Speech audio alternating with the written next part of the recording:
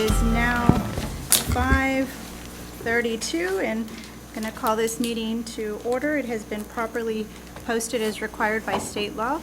We're going to start with the invocation. Commissioner, will you lead us in the invocation? Morales. Please stand. Eternal Father, we humbly offer thee our poor presence and that of the whole of humanity, from the beginning to the end of the world, and all the masses that ever have or ever will be prayed. We offer thee all the pains, sufferings, prayers, sacrifices, joys, and relaxations of our lives, in union with those of our dear Lord Jesus here on earth. May the most precious blood of Christ, all his blood and wounds and agony, save us through the sorrowful and immaculate heart of Mary. Amen. Amen. And a pledge of allegiance. I pledge allegiance to the flag of the United States of America and to the republic for which it stands, one nation, under God, indivisible, with liberty and justice for all.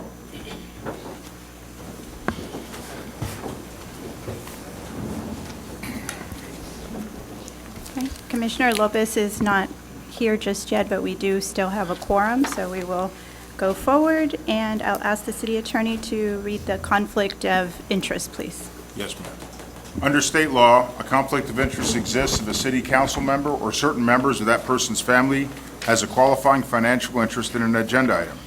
Members with a conflict of interest cannot participate in the discussion nor vote on the agenda item. Are there any known conflicts of interest to disclose at this time? None. None. Nope.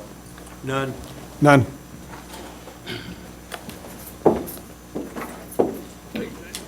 None. Thank you. And moving on to citizen communication. Amanda, do we have anyone signed up? Yes, ma'am, we do. We have three. And the first one is Osvaldo Sainz, and he's here to speak about Harlingen Police Security for Bank of America Tower. I believe he's in the audience. Mr. Sines, if you will approach the podium.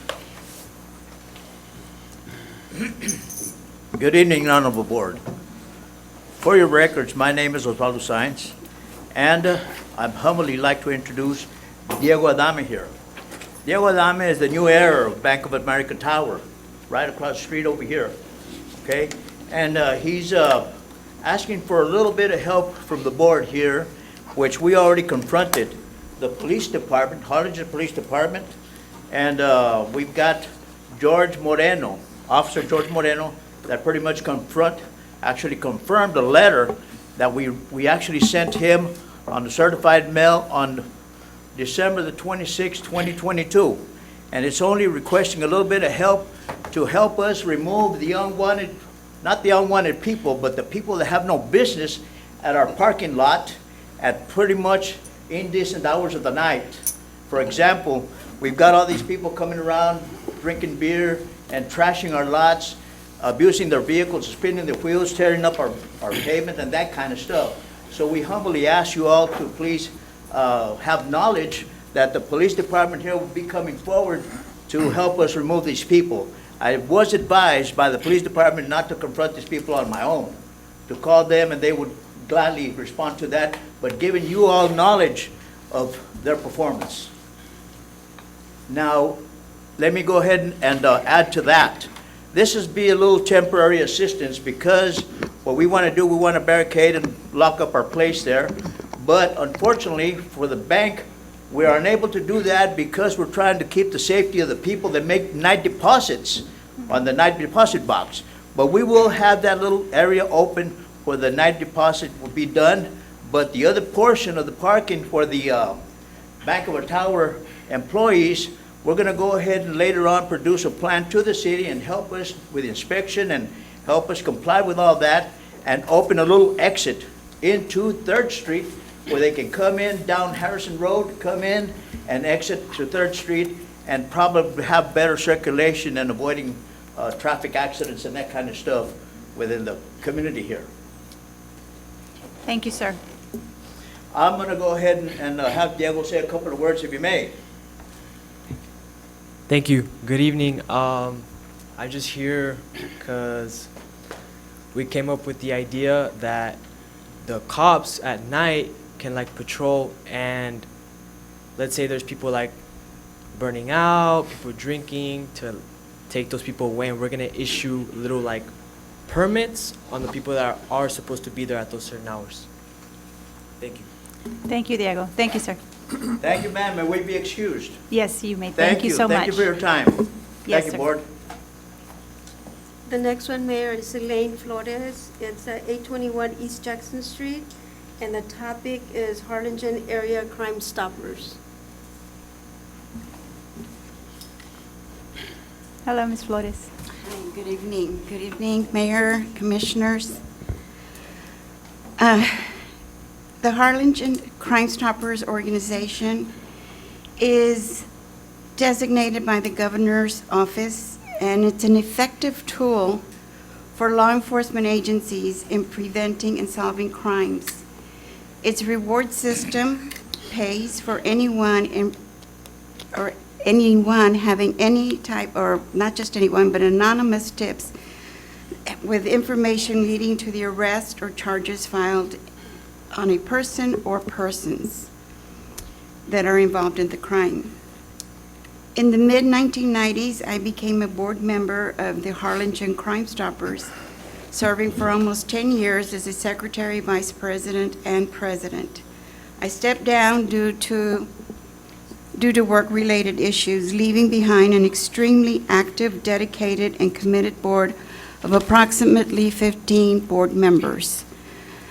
We were paying rewards on an average of 4 to 5 times per month, anywhere from $400 to $1,000 for each tip reward. It was a very healthy board. Last September, I approached Harlingen Police Officer Ray DeLua, who is here with you, regarding the present status of the board, being that I had not seen or heard any involvement of the Crime Stoppers in the community. Officer DeLua informed me of its decline. Believing in the organization and being an advocate for the betterment of Harlingen, I asked if I could return as a board member. To my dismay, I found the Harlingen Area Crime Stoppers, as it is now known, in a very, very sad situation. You could say that it was on a deathbed. The Harlingen Area Crime Stoppers, presently known, or rather right now under its umbrella, includes the communities of La Feria, Santa Rosa, Combs, and Rio Hondo, and also the Harlingen School District campuses. The only two members besides the coordinator were David Longoria and another gentleman, and David is here behind.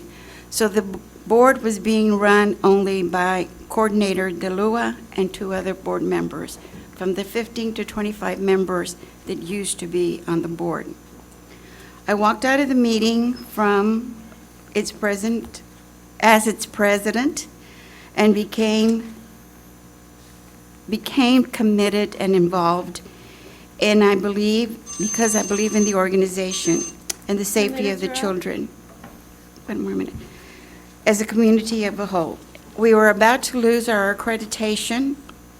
I want to revive and resuscitate the program. We were about to lose our accreditation because of the lack of credit hours in order to keep it standing.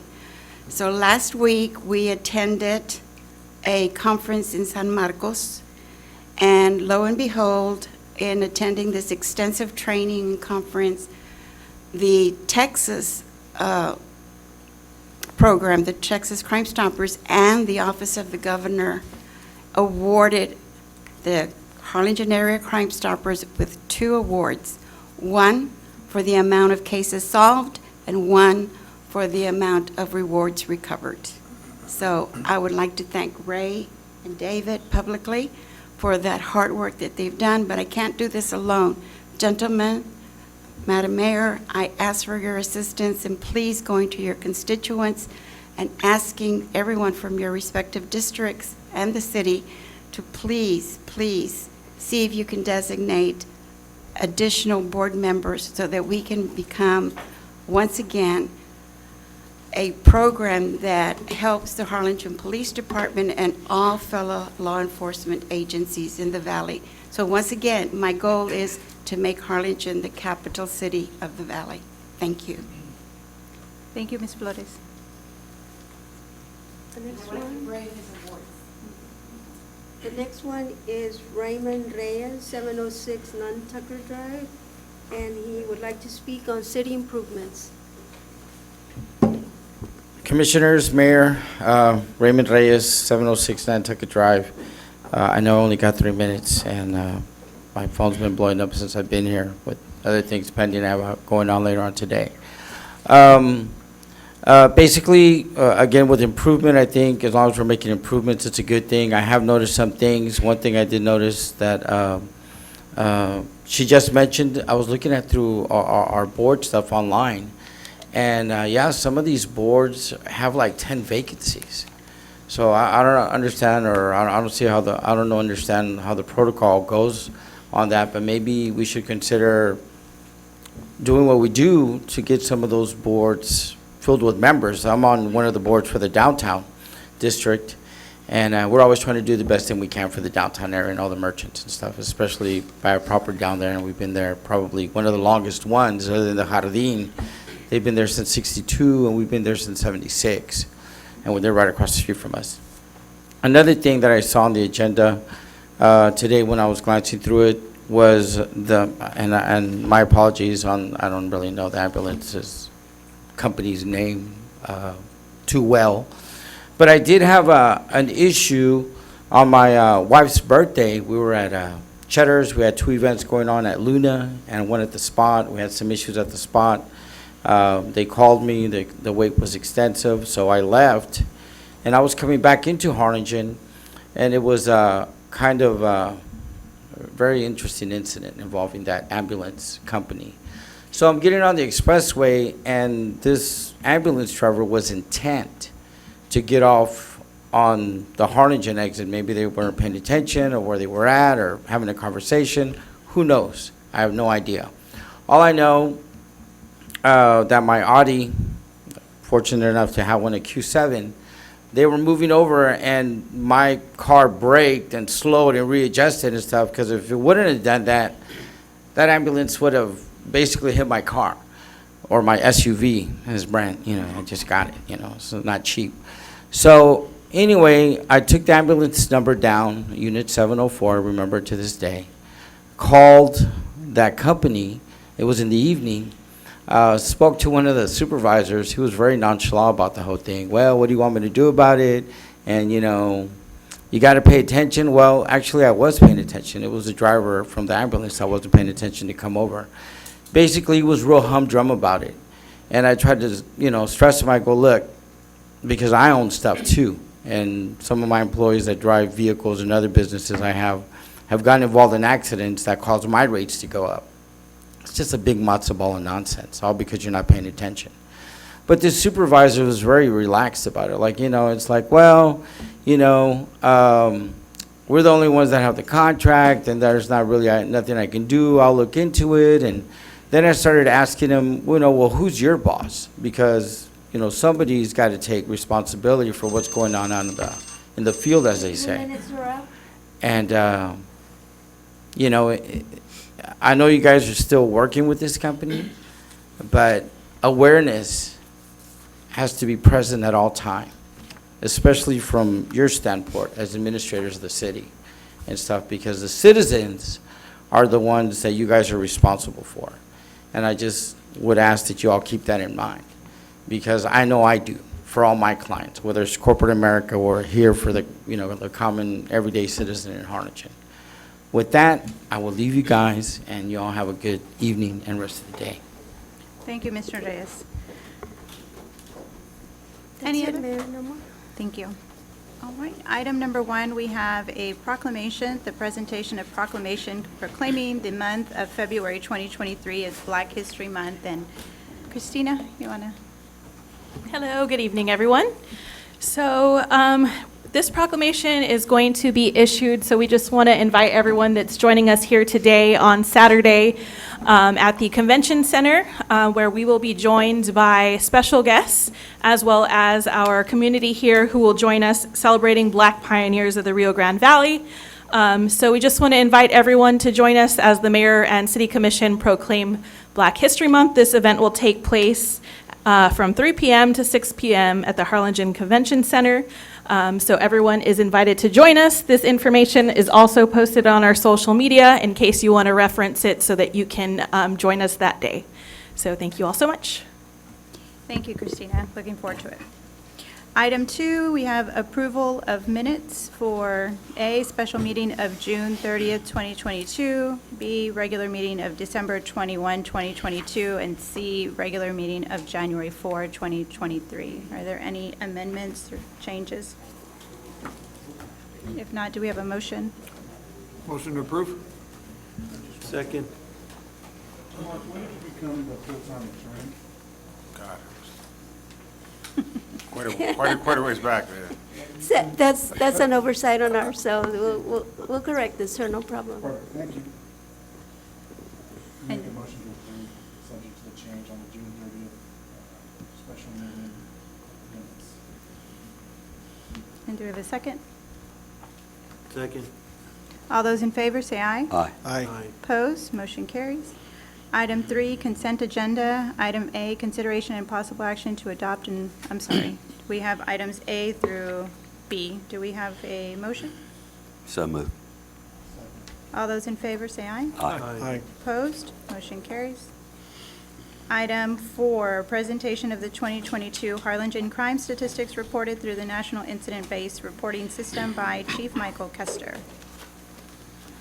Good evening, Mayor and Commissioners. This is our crime stats report for 2022 compared to 2021. I'll start with just a brief history. Before 2018, we reported UCR stats, which is Uniform Crime Report, and it was just those 7 crimes that were reported. In 2018, we became NIBRS certified, and now we have 24 classifications of offense that are reported. And those are the reports that were in your packet.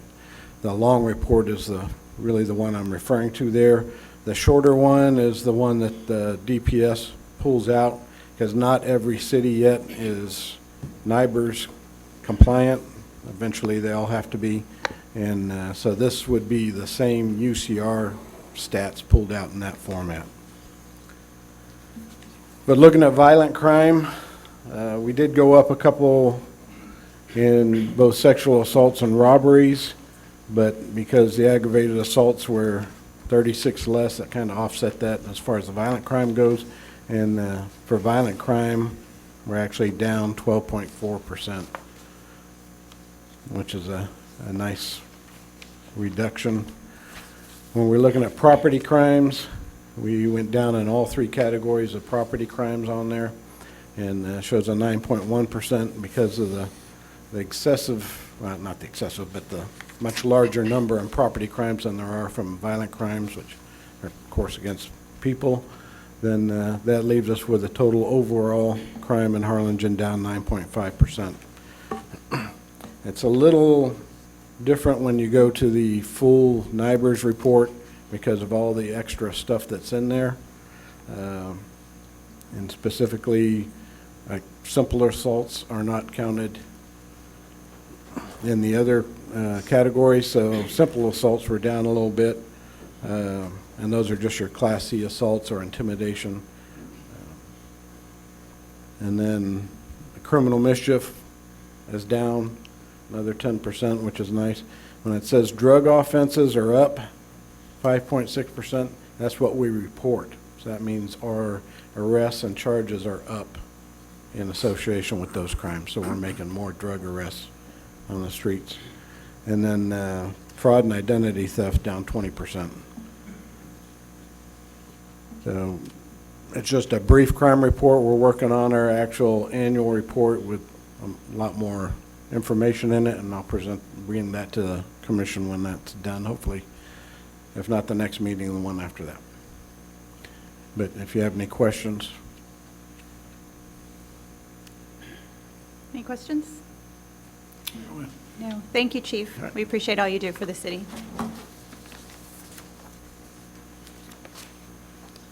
Moving on to item number 5, presentation by Antonio Tony Izaguirre on the tax consolidation collections report for period October 1, 2021 through February 2023. Good afternoon, Madam Mayor and City Commissioners. My name is Tony Seguida. I'm your county tax assessor collector, and we're here to do a report since we started doing the consolidation. I'd like to introduce Rick Camarillo, my chief deputy, Ramiro Noyola, my internal auditor for the tax assessor collector's office. We consolidated the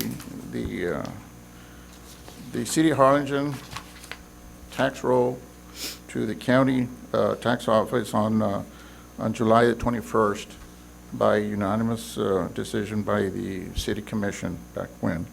We transferred over 32,410 accounts to the Cameron County tax roll, and the Cameron County started collecting for the City of Harlingen on September 20th, 2021.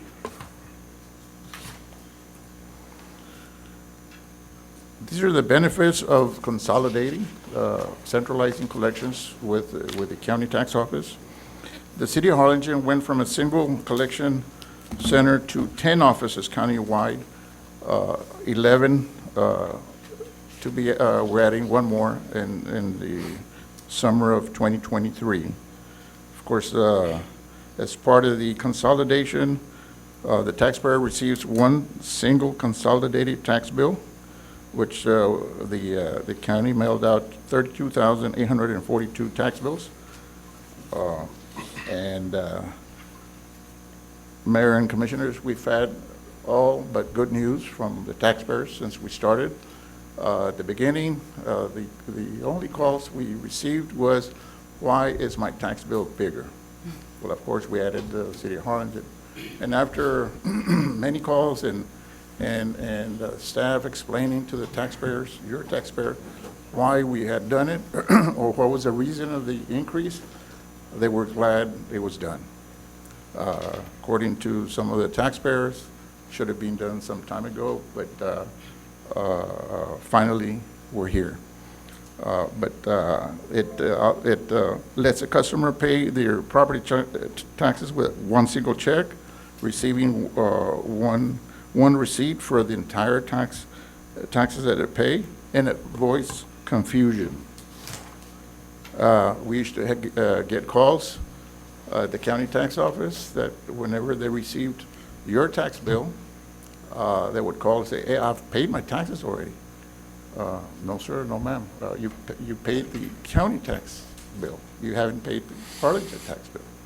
So those were the issues back when. But those issues have been taken care of by centralizing collections with the county. We no longer, the taxpayer doesn't need multiple agreements. We have multiple agreements that we have for our taxpayers. We have over 65 payment agreements.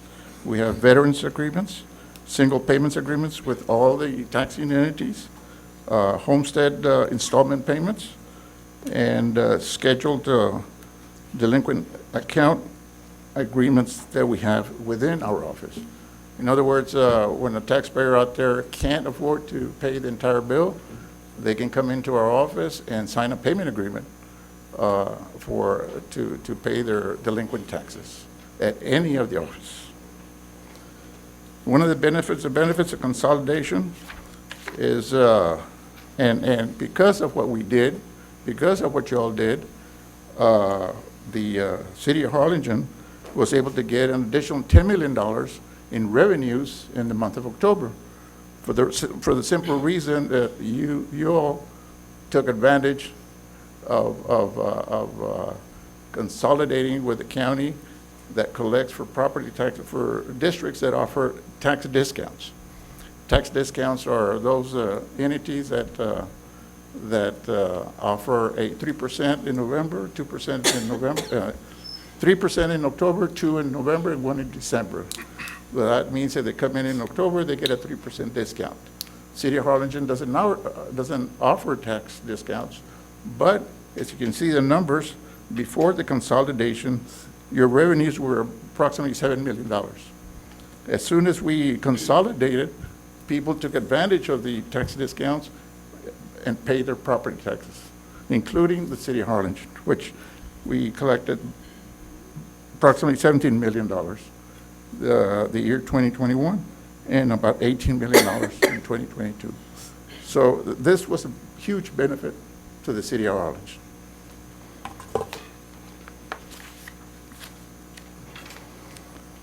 By signing the agreement, in according to your finance director, Robert Rodriguez, it was an approximate savings of $44,000 a year.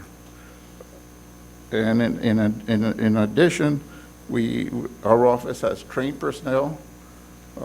Every office that we have in the county, which we have 10 offices, your taxpayer doesn't mean it doesn't matter where they work at. They can go to any tax office in the county to pay their property taxes. And we have trained personnel throughout the county. We have approximately 96 employees, soon to get an additional 4 because of the new office we're going to be building in the southmost area. This is the consolidated tax statement that's mailed out in October each year. We mailed out 216,840 tax bills. Out of that, 32,410 are for the City of Harlingen. This is the insert that we have advising the taxpayers of anything having to do with my office, any issues, any payments, penalties, and including if they have an issue with the appraisal process, there's a phone number where they can call to get answers from the appraisal district. As part of the consolidating with City of Harlingen, we put out notices to let the taxpayers know that the tax bills have been mailed and that their responsibility to pay their taxes are due or will be due. We have 9 public notices that are printed every year. We use the Valley Morning, Bronson Herald, La Feria News, Los Fresnos, and Port Isabel News to get the word out that the taxes are due for that year. Payment options. The county has several payment options: homestead agreements, partial payments, quarterly payments, deferrals over 65, and escrow payments that people can take advantage of. We have right now 2,760 payment agreements that have been signed by taxpayers, and out of that, it's 369 are individuals from the City of Harlingen. Your collections. This chart shows the collections of this fiscal year, 2021. Our collections were 96.91, and as of February the 8th of 2022, our collection rate was 87.75. As of today, we're what's the number? 89.05. So that's 1.35 increase. Because of the increase because of the consolidation with increased services, as a result of this consolidating contract, we were able to purchase your first ever downtown drive-through lane. And that's for the simple reason that we consolidated not only for the city of Harlingen, Los Fresnos ISD, Biondo ISD, and of course the city of Harlingen. We were able to purchase the drive-through lanes located at 300 East Van Buren. To date, we've collected 7,330 transactions totaling to $9.4 million. And because of this, because of the consolidating that we did, the results were, and it's not part of the presentation, but Mr. Camarillo will pass out the information. The National Association of Counties was able to award Cameron County the National Achievement Award for Excellence in Consolidating of Tax Revenues. We're one of the very few counties in the state that has 100% consolidated accounts. That means that everybody that we collect for every jurisdiction within Cameron County. So that was a big plus for Cameron County.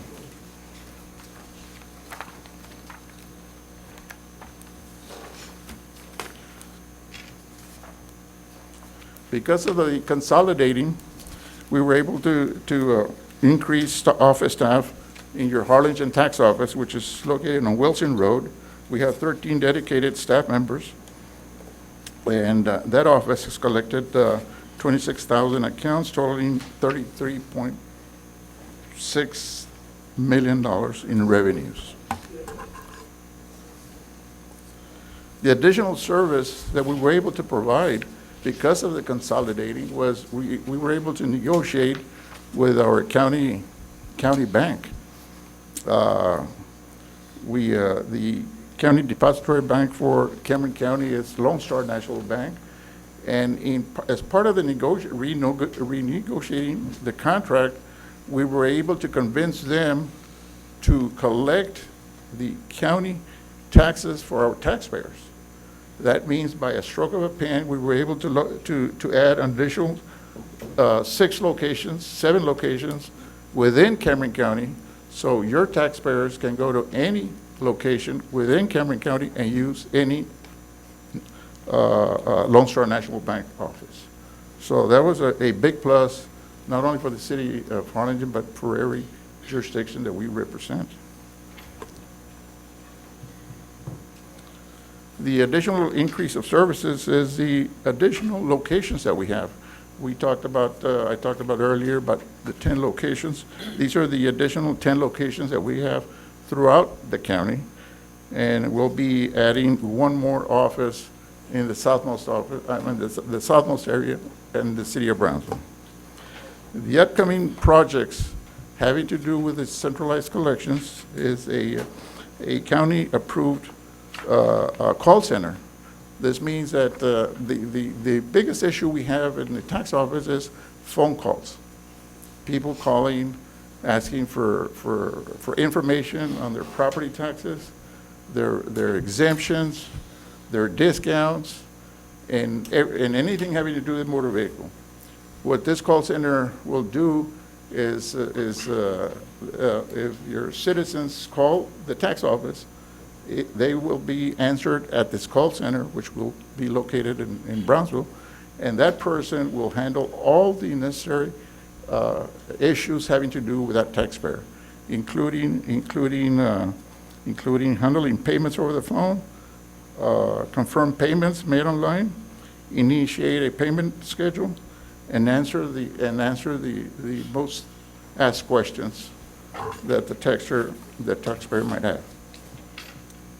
The upcoming projects that we're working on is we're remodeling the San Benito Bank and Trust located in San Benito. We will house the tax office will be on the first floor together with the JPs and the constable's office. So that's a big help to us because we're going to be getting more room. We're remodeling the We're building a brand-new building on the southmost area. It's a 4,000 square foot building. It's costing us about $2.8 million.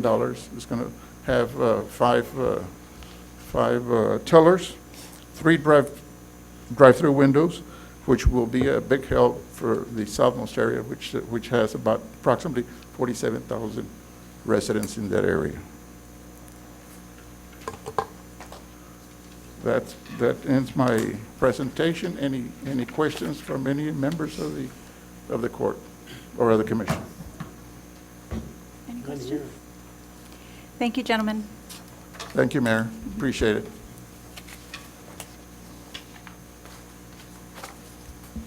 Moving on to item number 6, presentation by Andrew Cannon of the RGVMPO. Good evening, Mayor, Commissioners, Mr. Gonzalez. Appreciate you letting me come this evening. I'm here to visit with you about something at the RGVMPO, and I guess I'll back up a little bit for anyone not familiar in the audience or with the Commission. The MPO is a federally mandated program. We are the conduit, if you will, for transportation plan between local governments, TxDOT, Federal Highways, and the Federal Transit Administration, and we manage a great deal of the budget through that for the policy board, which the mayor sits on, to make decisions on project selections for the next 25 years. So it's a fun job.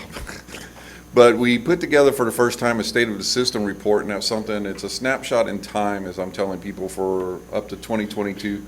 We're providing this document in English and Spanish. And we think that it's important to be able to provide information about the valley for those within the valley as well as those individuals outside the valley who may have one mindset to what they think of us.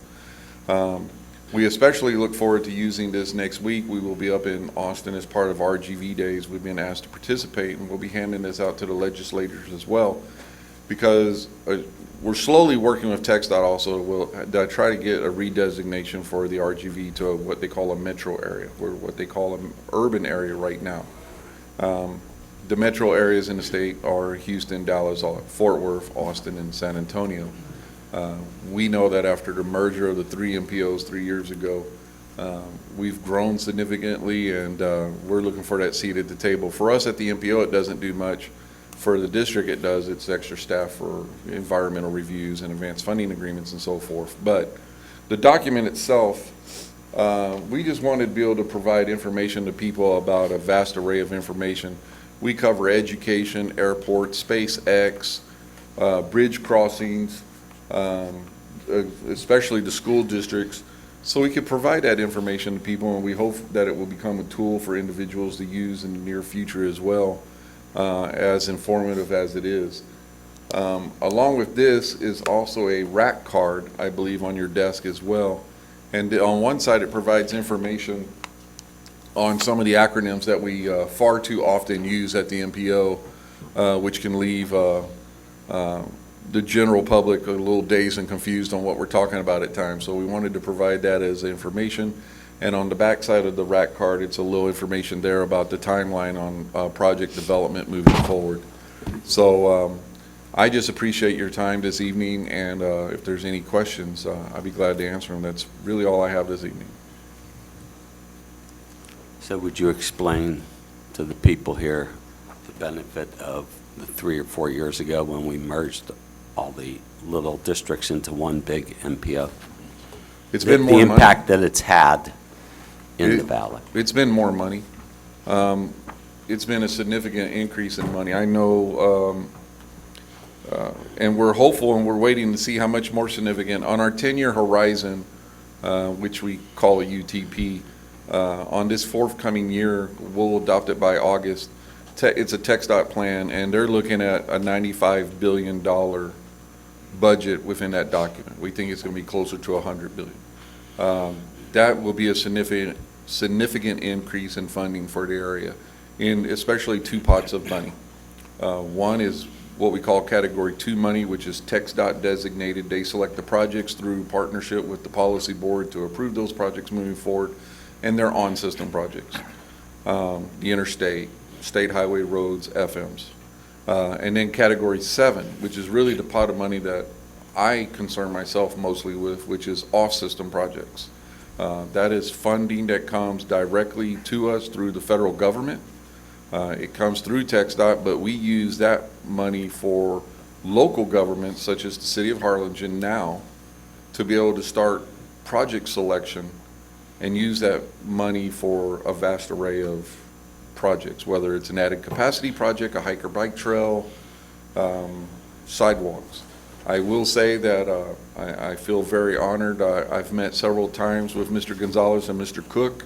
I know that your staff is already in preparation on the new Category 7 horizon, because before the merger, that was funding that the Harlingen-San Benito area was not eligible for because it didn't reach the minimum threshold of 200,000. We were hopeful that the Census Bureau would see us as a consolidated, singular, urbanized area. They came out with the information and did not do that.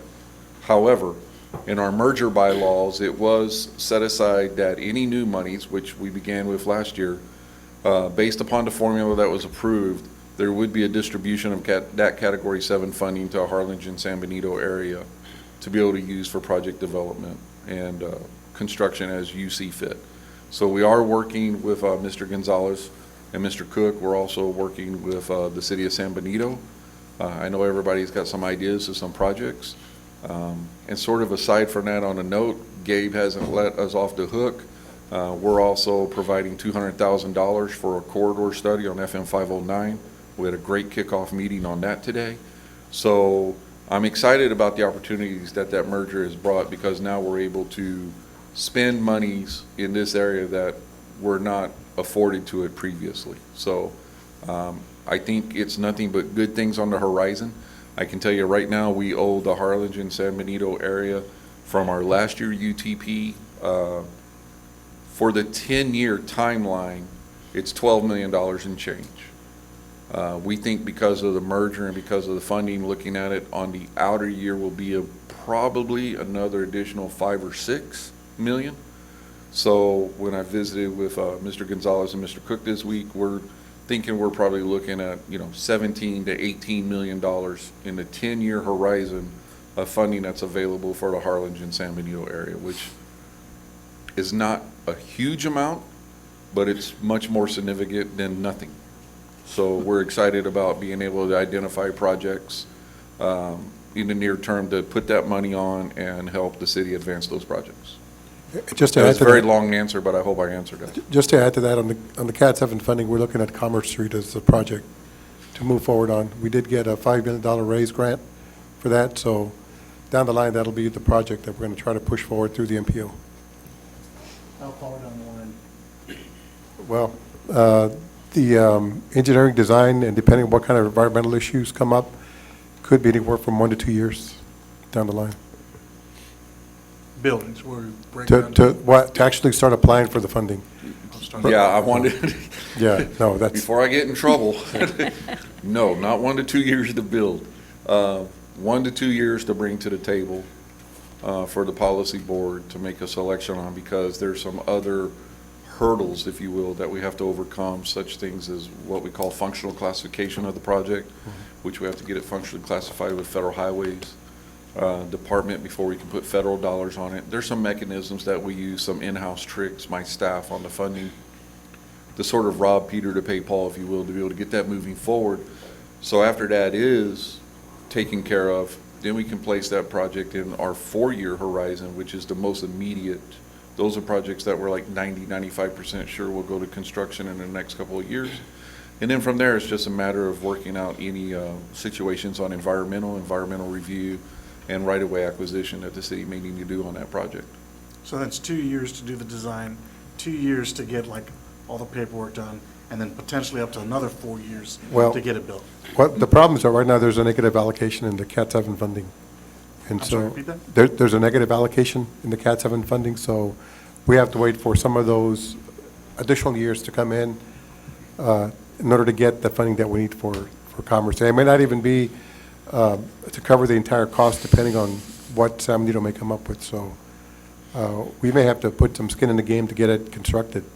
But that's just 1 to 2 years to try to apply for funding and start to get the process going, to get it into the tip, to get to where we need to be to actually build it out. And actually, I Rephrasing my question or re-asking my question, About how long do we look? I think before we go to construction, Commissioner, it might be about 5 to 6 years before we go to construction.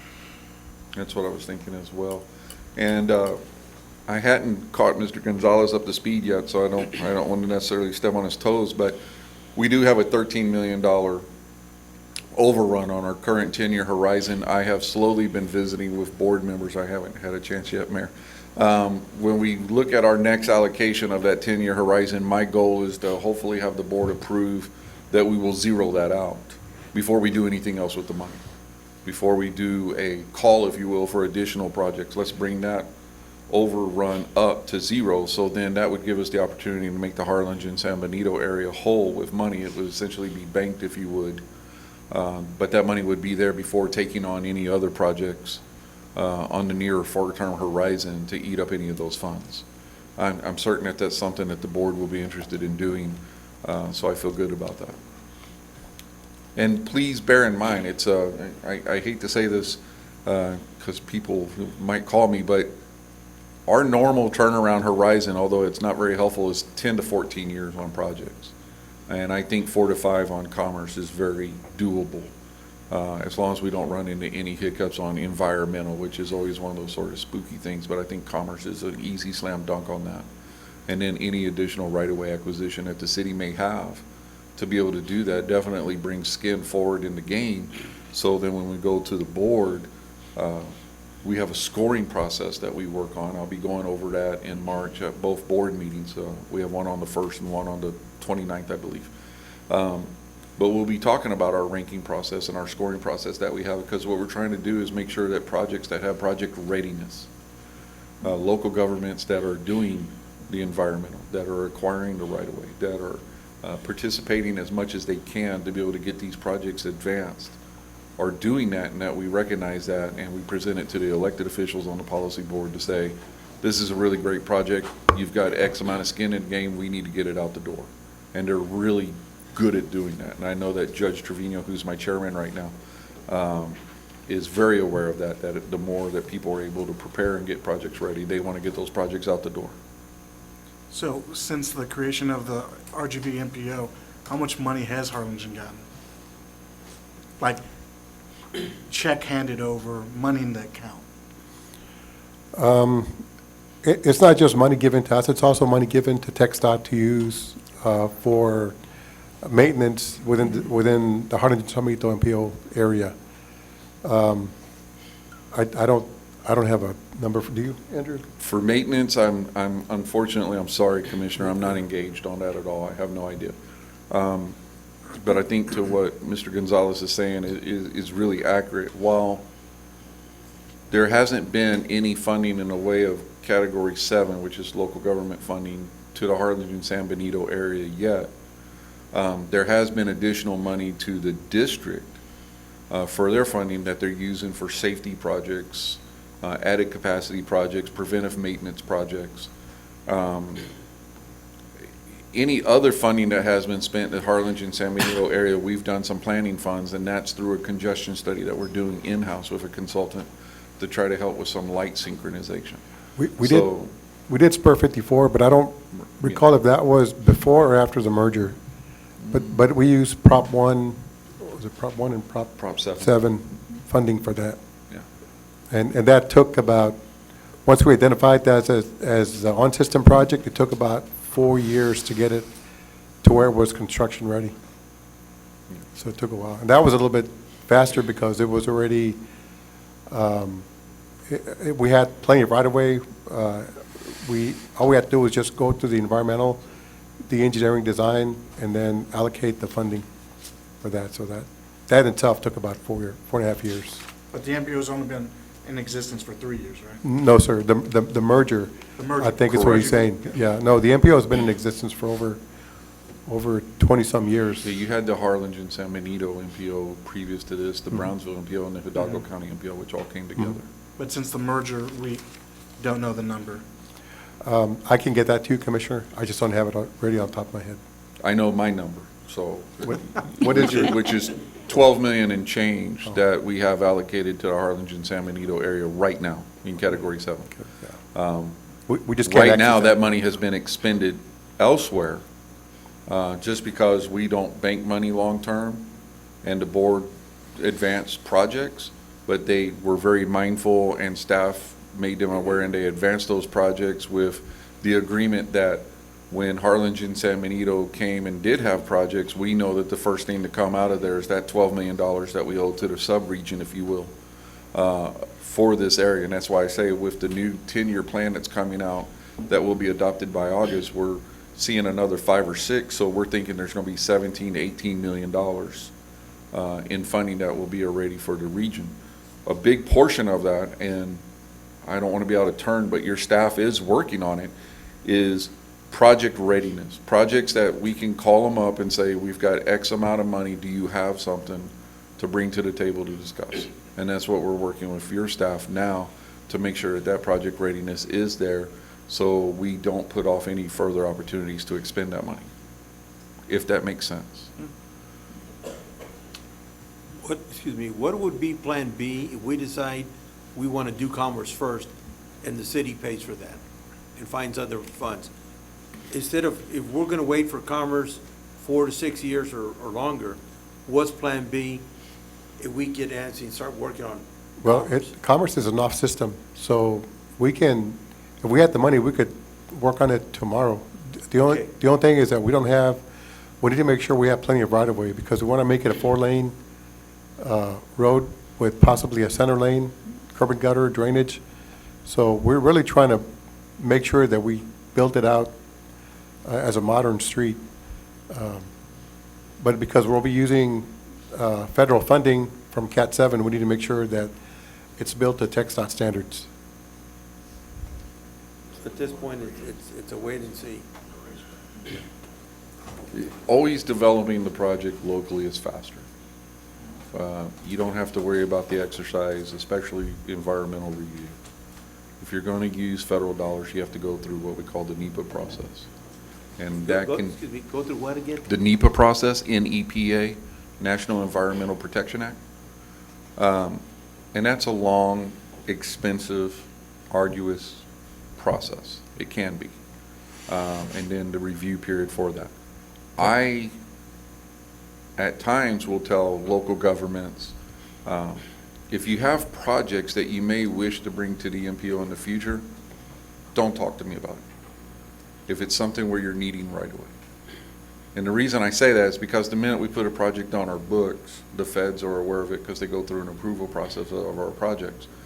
I have conversations sometimes where it may be less expensive and quicker for local governments to do right-of-way acquisition ahead of identifying those projects, using local monies, avoiding the NEPA process, not bypassing it, there's just not a need. And then once all that right-of-way is secured, then we could possibly have a conversation. There's still an environmental review that has to go on, but it's a much shorter review because that right-of-way is already in place and part of the donation, if you will, of the city to the project. I'm not telling anybody to bypass the process. I'm just simply saying that, if a city has a project that's 10 years on down the line that you're looking at, that's always an option. Another option we've been having a great deal of conversation about is state infrastructure bank loans as well. The state of Texas, through the Department of Transportation and TxDOT, has a state infrastructure bank that are very low interest loans that will help cover development processes of a project development. Will also help with right-of-way. And we already get 95% of a percentage point off because we're in an economically disadvantaged area in the valley. And that's one option to look at if there's something that a local government would like to move forward with immediately. And that would allow you that process to be able to do that. So there are a couple of different avenues to advance projects. Just none of them quite as quick as we all would like.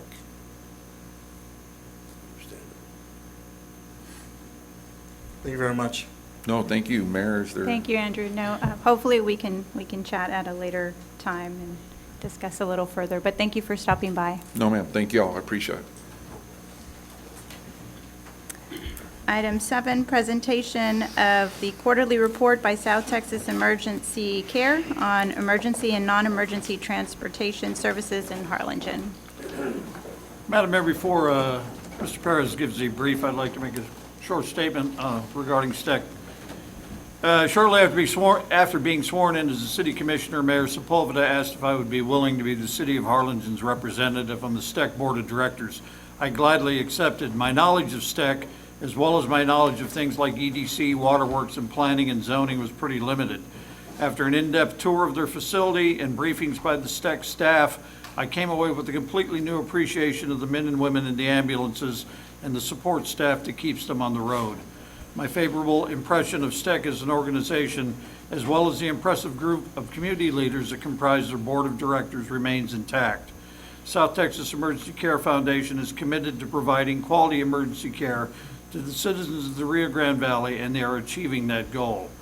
In addition to their daily activities, they recently hosted a successful Save a Life event, supported the Harlingen Marathon, established and conduct the community healthcare paramedicine program, and developed a relationship with UT Health Houston School of Public Health to expand health education and public health initiatives for our citizens. I realize that the report we're about to hear pertains only to STEC, but before turning this over to Mr. Perez, I'd like to read a letter that was written by a young lady named Carly Camosi that applies to all first responders. When they teach you how to call 911 when you're in grade school, they tell you everything you need to know. State your name, address, the whole 9 yards. You don't really think anything of it. It's just something you learn and stick in the back of your head. Until that one fateful day when your life changes forever and you need help. Your first call is to a first responder. Dispatchers, firefighters, police officers, paramedics, and EMTs are the real superheroes. When we call, they are there, and their jobs are far from easy.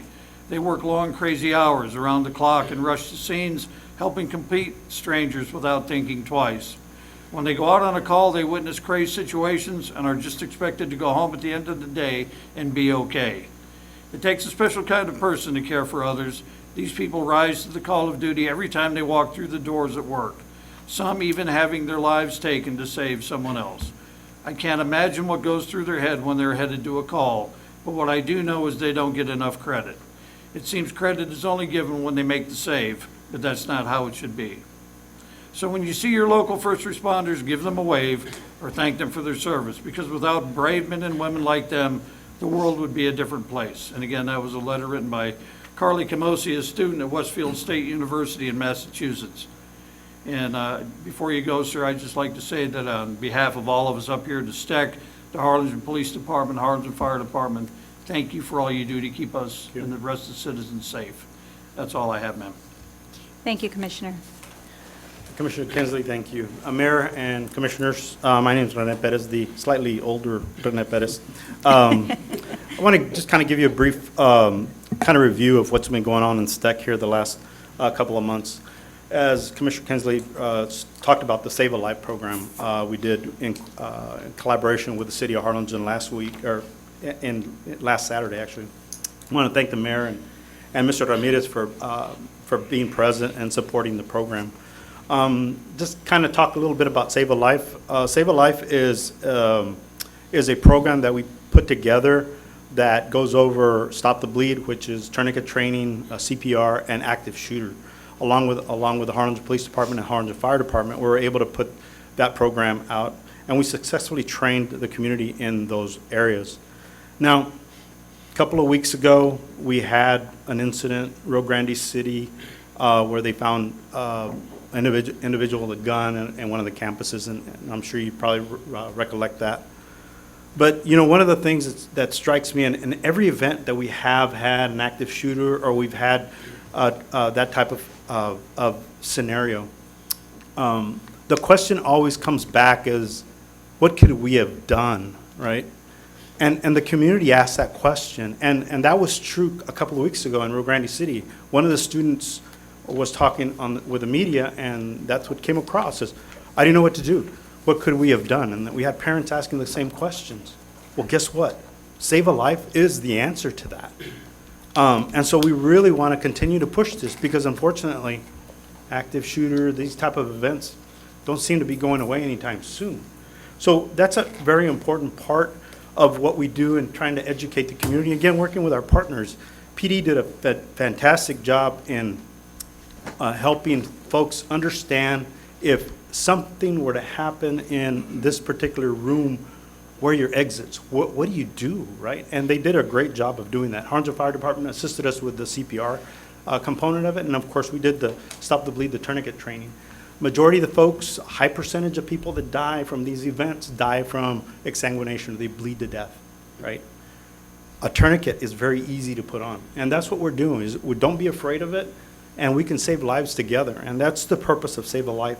So this was our second annual. We want to continue that, and I listened to the mayor on Saturday when she said we need a bigger venue. I agree with you 100%. I think our goal definitely is to educate as many people as we possibly can. This is very good training, and it may save lives, and it may save lives in our community. Can we say that this is never going to happen in the city of Harlingen? No, we can't. Is it a possibility that it can? Yes, it can. So we have to be ready for it, and I think this is one of the programs that can do that. Let me talk a little bit about the marathon. We have the City of Harlingen Marathon. Now, we've been participating with the marathon since 2014. And I started with a couple of folks and with a tent. And this year we had the Casa de Amistad, which was great. We treated 9 runners. In the past, we've treated up to 75 runners from dehydration, cramping, and what have you. Thank goodness we had really nice weather, and it allowed us to avoid those injuries that we saw. We had teams placed along the route. We had ambulances roaming as well as ATVs roaming. We had, in our medical tent there at the Casa de Amistad, we had Dr. Bailey, one of our emergency physicians. We had RNs and paramedics that were there assisting and ready for anything that could happen. So I want to thank Dr. Bailey from Exceptional Health and the Harlingen School District also for allowing us to utilize some of their students, giving them that opportunity to go out there and work with, at practice what they're learning, right? So it was a good experience for them, and we got some really good comments about that. As you know, our community health paramedicine program, Mackenzie Ford is our CHP program coordinator. Carlos Cisneros is sitting behind me. He's the supervisor, and Abel Villarreal is our CHP paramedic practitioner. Have remained busy taking care of our folks that are at home, right? Our goal with CHP is to keep people at home, not necessarily go to the hospital. As we know, the issues that we have with hospitals, staffing, and just beds are just hard to find. So keeping patients at home, trying to get them well at home, is our goal with our CHP program. In that time, we've seen 638 CHP responses in 2022. Since September of 2020, we did start a 26-point care of tests provided at the home at no cost. Our new system that we have allows us to basically do blood work at the home and able to transmit that to the physician at home or at the office, and able to start the treatments for these patients without having to move the patients to the hospitals. I believe there's only 2 EMS systems in the state of Texas that are doing that right now. And so we're very proud of that, and we are working forward, looking forward to making sure that program continues. In our COVID testing, we've tested 1,886 COVID rapid antigen tests that were provided to all our first responders and our city employees here at City of Harlingen. So, we're roughly getting to the 2,000 mark. We continue to test, and we also give them, we try to give them the information they need to get over the COVID virus. If they're test positive, we try to help them out with that. If we need to talk to doctors and things like that, we will make those calls. But we want to continue to provide that service, particularly to our first responders. And personally, all our city departments are first responders because we need them all. And when you have a disaster, we have a situation, we need to have them out there ready to keep all the services available. So that's really important. The University of Texas Health Science Center in Houston, the School of Public Health, is is the largest public health school in the state of Texas, number 3 in the nation. We have an affiliation agreement with the School of Health, and we are actually allowing one of their students to work with us within the program. We're working on several projects. Of course, the Save a Life was one of the projects that we were working with the Public Health Department. In that sense, we were trying to collect the data. What are we teaching the right stuff? Are they understanding what we're saying? And that data is still being processed by the University of Houston at this stage of the game. But the other thing that we're also looking at is looking at a CARES project. And CARES project, for everybody here, right?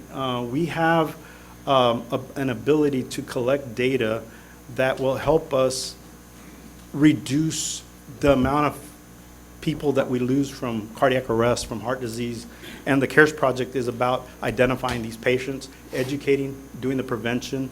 And, in EMS, I started this 35 years ago. I can tell you, you call 911, I go pick you up, take you to the hospital. And EMS has changed tremendously, particularly in our program here, because our goal is really the prevention. How can we keep patients from going to the hospitals, right? How do we make them well?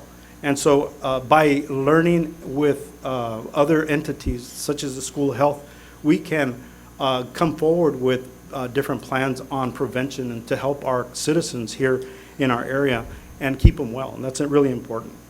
We continue to work with the Harlingen Fire Department. They are our first responder program here in Harlingen. Very successful. They have done a great job and providing first aid when we need that assistance from the fire department. So I want to applaud the Harlingen Fire Department in being available and doing a very vital role before we get there. They usually have a fire truck that's readily available that can help us respond to those calls. So I want to applaud them because they really deserve the kudos. They have done a great job in keeping that project alive. And again, that was what it was intended for. When we created this project, it was about that, and they definitely continue to do fine work. On our response, I want to just kind of go over real quick the responses. The average 911 response times are consistently below 7 minutes and 40 seconds. None of the non-emergency responses over 45 minutes have been the result of reasons or circumstances within STEC's control. These highlights are evidence that both 911 system and the non-emergency transfer services are working well, and concerns about timelines of non-emergency transports have been addressed and resolved. A lot of our challenges still continue. The wall times, as we call the wait time at the ERs, they still continue, working closely with our hospitals. Again, a majority of that problem is going to be staffing, nursing staff. As you know, we have a shortage of nurses. I think Mr. Manivella put out a statement about being about 2,000 nurses short, I think, in the whole valley, and we probably are. And the number probably is a little bit higher than that. So, those are things that do affect how we get help out to the community, and that slows us down a little bit. And then the other part, which I think the University of Texas Health Science Center in Houston will help us out with this, is ERs are being used as primary care centers. Basically, they're not going to their doctor; they're going to the ER, and that's what populates a lot of our beds in the ER. So, things like that really slow down. What the purpose of that ER is. And so we really want to go and educate the community about, trying to find their doctor and trying to get that care instead of taking up an emergency room bed. So does anybody have any questions? I'd be happy to address. Before the questions, I do just want to maybe add a little to what Ford said, and I was at the event that you just had, and it is amazing work that you're doing, and I believe everybody here on the commission does appreciate the hard work of all our first responders. I know it's hard work. It's not something I could do, so definitely kudos to you for doing that, and just to let you know that we are appreciative of everything you do for the community. And I know I got there, and Commissioner Bettis too, really early on the marathon, and I saw y'all lined up before I got there. It was still dark outside, so we definitely appreciate that. Thank you, ma'am. Does anybody have any questions? I do. Sir. One question. I'm trying to bring up something I saw in the report, the one that Gabe sent us, but my iPad is not cooperating. Do you want a copy of the report, Commissioner? I'm sorry, do you have it? I've got one set of all 3 months. Oh, yeah, could I? Or, man? Yeah, sure. It was just like a quick question. Sure. I noticed something on it.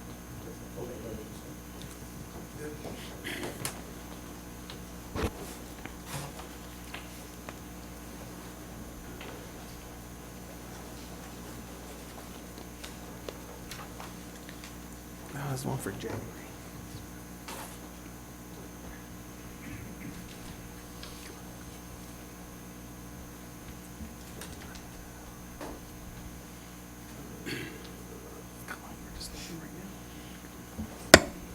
I'm sorry, one second. That's okay.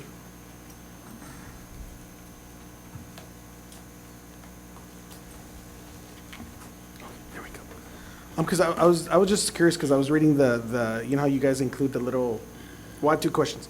First one is on, you were giving us some examples of where, hold on. Where's it at?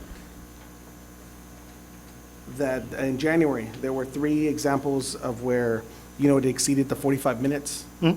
And then there was one, I noticed on one where you said, you know, one was waiting for a plane, you give us a date, and one, like, I mean, you can't control that. The flight crew arrived late. That one, you gave us the date.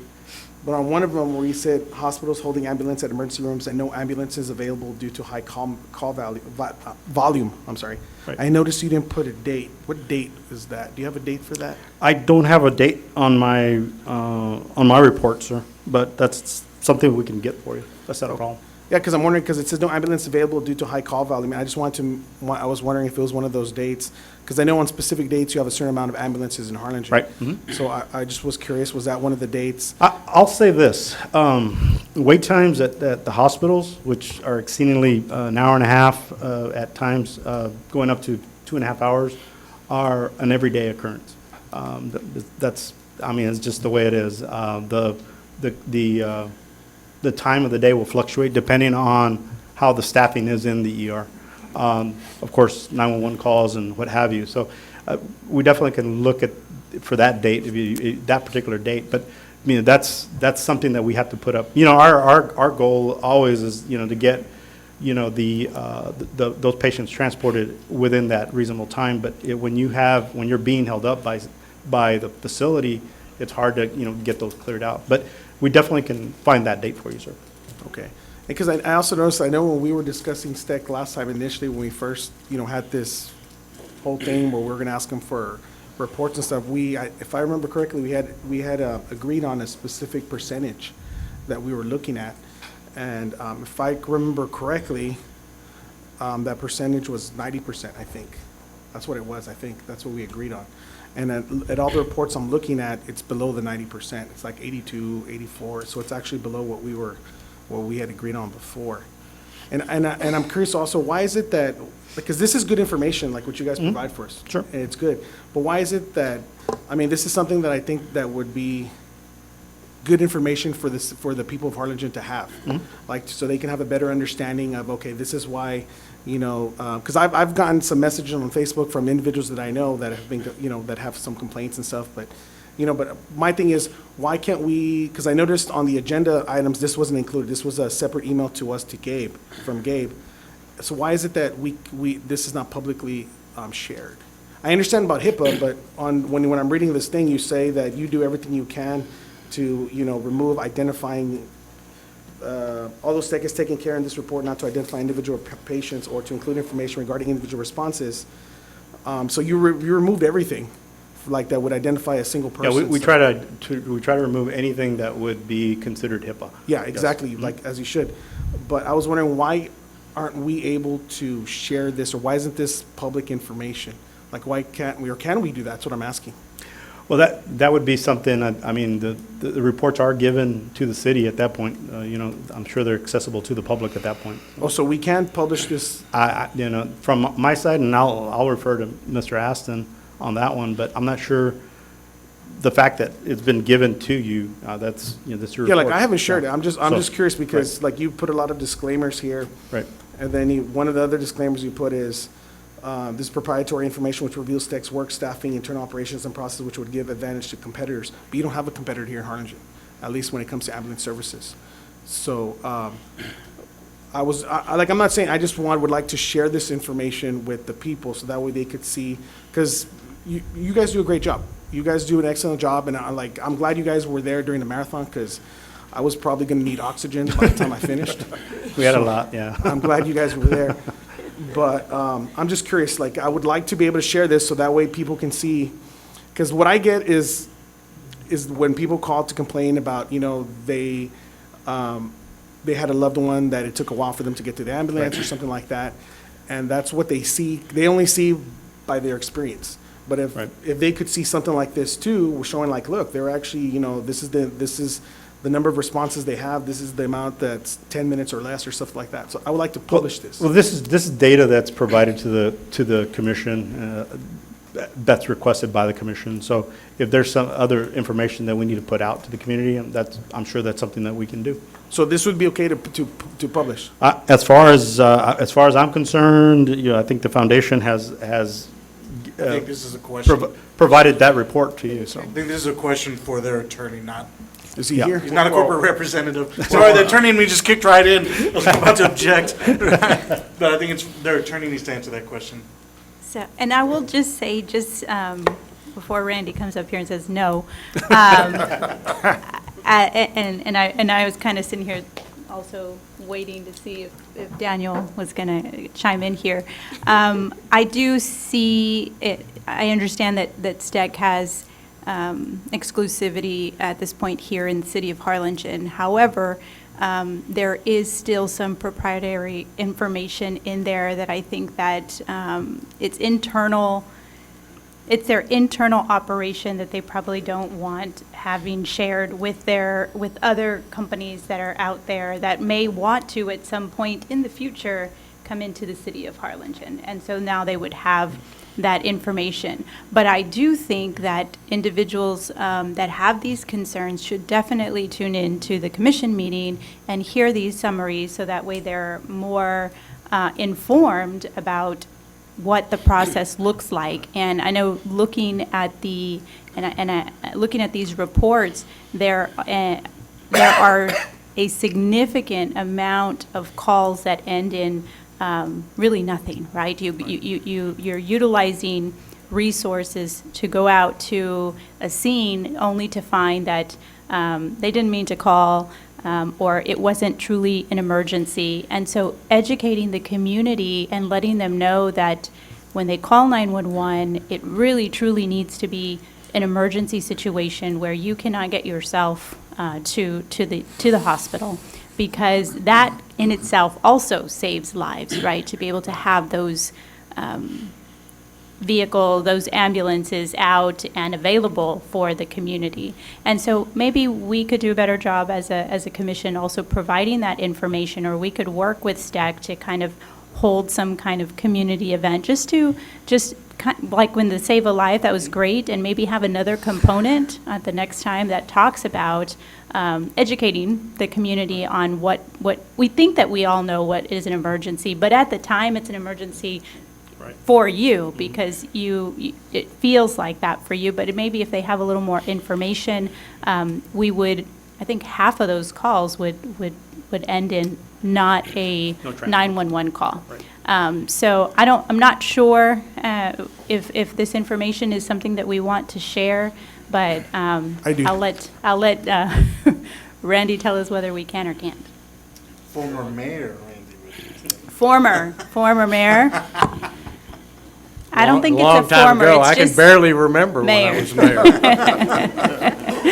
As my early Alzheimer's sets in, it gets farther and farther in the past, and my memory gets dimmer and dimmer.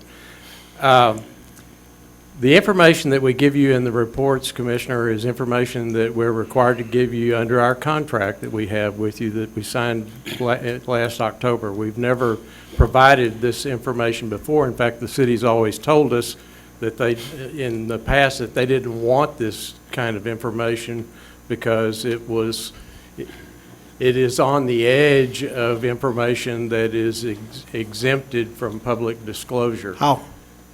I'm curious, I'm just curious.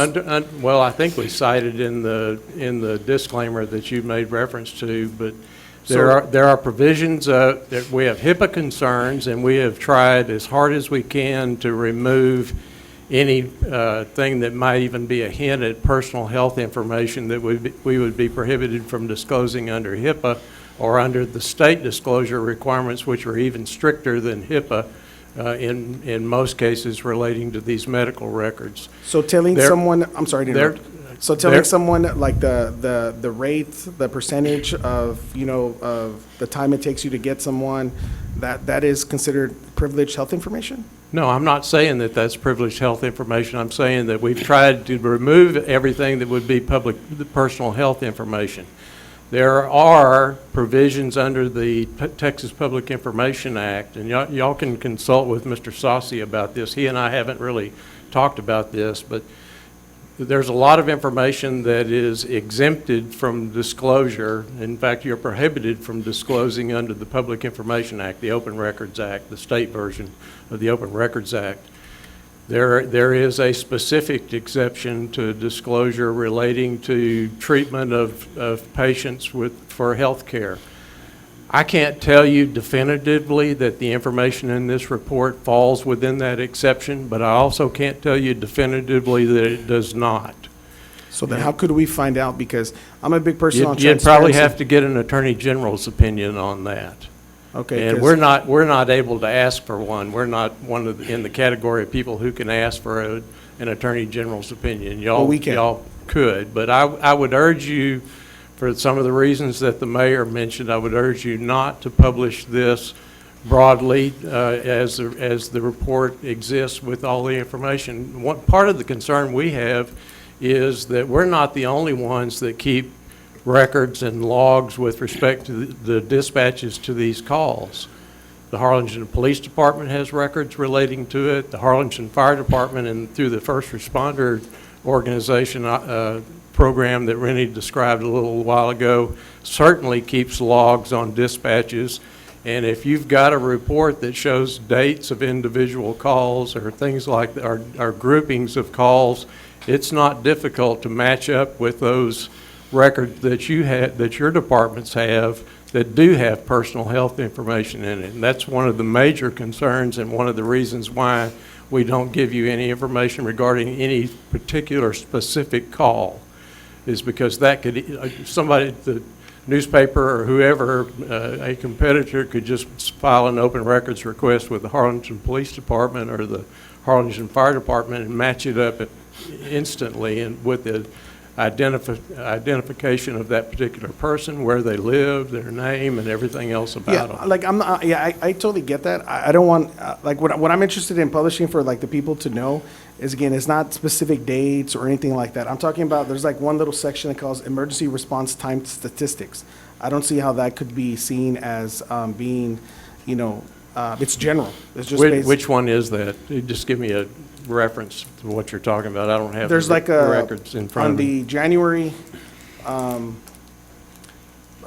email that you sent us, like the Yeah. little the final, that's January 2023 final, and then you have, there's a little section that says, I see it. yeah, I see it. that section. That section's probably fine to. Yeah, that's what I'm talking about. Like, I don't want to give dates or anything like that. I just want to give, because like you said yourself, it'd been a long time where it'd been a while since, or the commission never really asked for any of this information. And I think I'm big on giving people information. And I think this is something that the people of Harlingen would be interested in knowing on, you know, not just us here on the commission, but they themselves would like to know, like, what is the percentage of, you know, the 10 minutes or less? Because like I said, I only hear the bad stuff. I want the people of Harlingen to also see the good stuff. We're actually pretty damn proud of the information that's in that section you just cited. So I don't think there's another 911 service anywhere in South Texas, maybe not in the state, that can match the average response times that STEC has.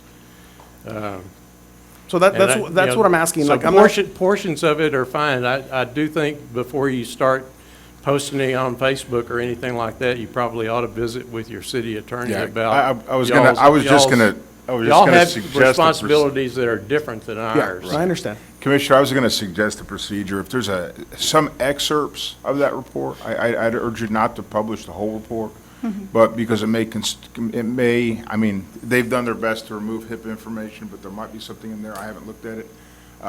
There also could be trade secret or competitive information or other. No, I was going to talk concerns. to you if I did anything. But tell you what, why don't you do this? Why don't you, if there's excerpts of the report that you want, provide those to me and the city manager. We can take a look at them.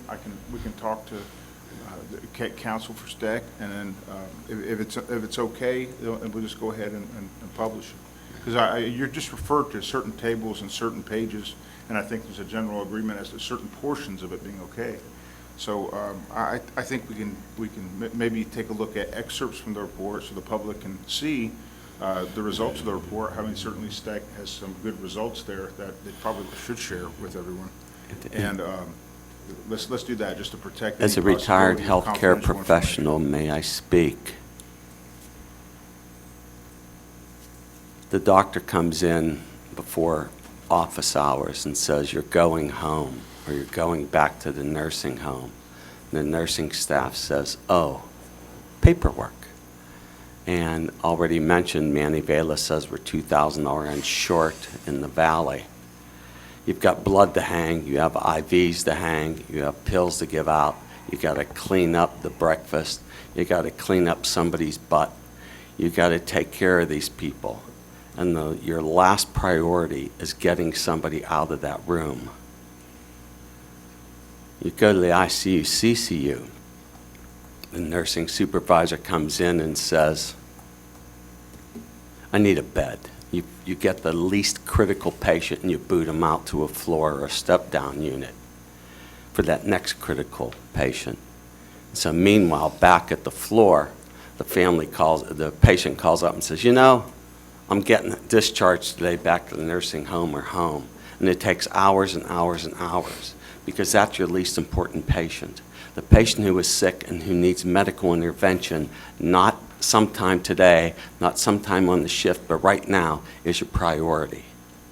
And so I have never gotten a complaint in all the years I've been here about STEC, and you keep saying you get complaints all the time. Well, you're on social media. Social media is valid? Let's not do that. Wait, and then the other thing is, their priority is delivering critical care to patients who need it and get them to the ER ASAP to save a life. And if you walk in the ER and you yell, who's the sickest person here? Everybody in the ER is going to raise their hand and say, I am. My baby's been throwing up for 3 hours. Meanwhile, your importance is the stroke, the heart attack, the gunshot, the car wreck, and the stabbing. That's who's the most important. And everybody else has to wait. And so it is, you have no clue about medical delivery, you have no clue about working in the hospital, you have no clue about ambulance response, and you criticize them all the time, and you're the one that demanded these reports. And when you want to go dancing with the Attorney General, it's not you, it's us and the city who can get implicated in your manners. You know what? I want to accept that. You're right. I did demand accountability. You're right. I appreciate that. You're right. Yes. I did. Yes, I did. Because And so I speak for they do a very good job. Are And they did I perfect? once say No, they did no not? one else is Okay, let's- perfect in this industry because you're dealing with the one variable you cannot control in life, the human variable and human illness and the heartbeat. You cannot control that. Thank you. Commissioner, I just want to reemphasize, let's not talk over one another. And I think, I don't believe that there's been any personal attacks to STEC. To the contrary, I think everybody here on this commission commends the work that the men and women of STEC do. And we do think that you all are doing a phenomenal job.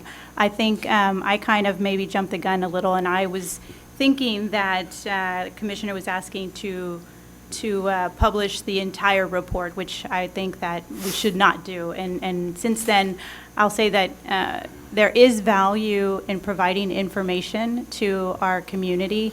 And Commissioner Pettis does a wonderful job about, after every meeting, going onto social media on his city page and providing a snapshot of what is done, because not everybody enjoys coming and sitting and spending several hours here with us here at the commission. As much as we would love it, it's just not something people want to do on a Wednesday evening. Right. And so he does a great job of giving a summary, and I think it would be an excellent idea to provide some information in the report to answer those questions from the community that are asking how, what's going on, how long does it take, and providing some information so that they do know that you are doing a great job.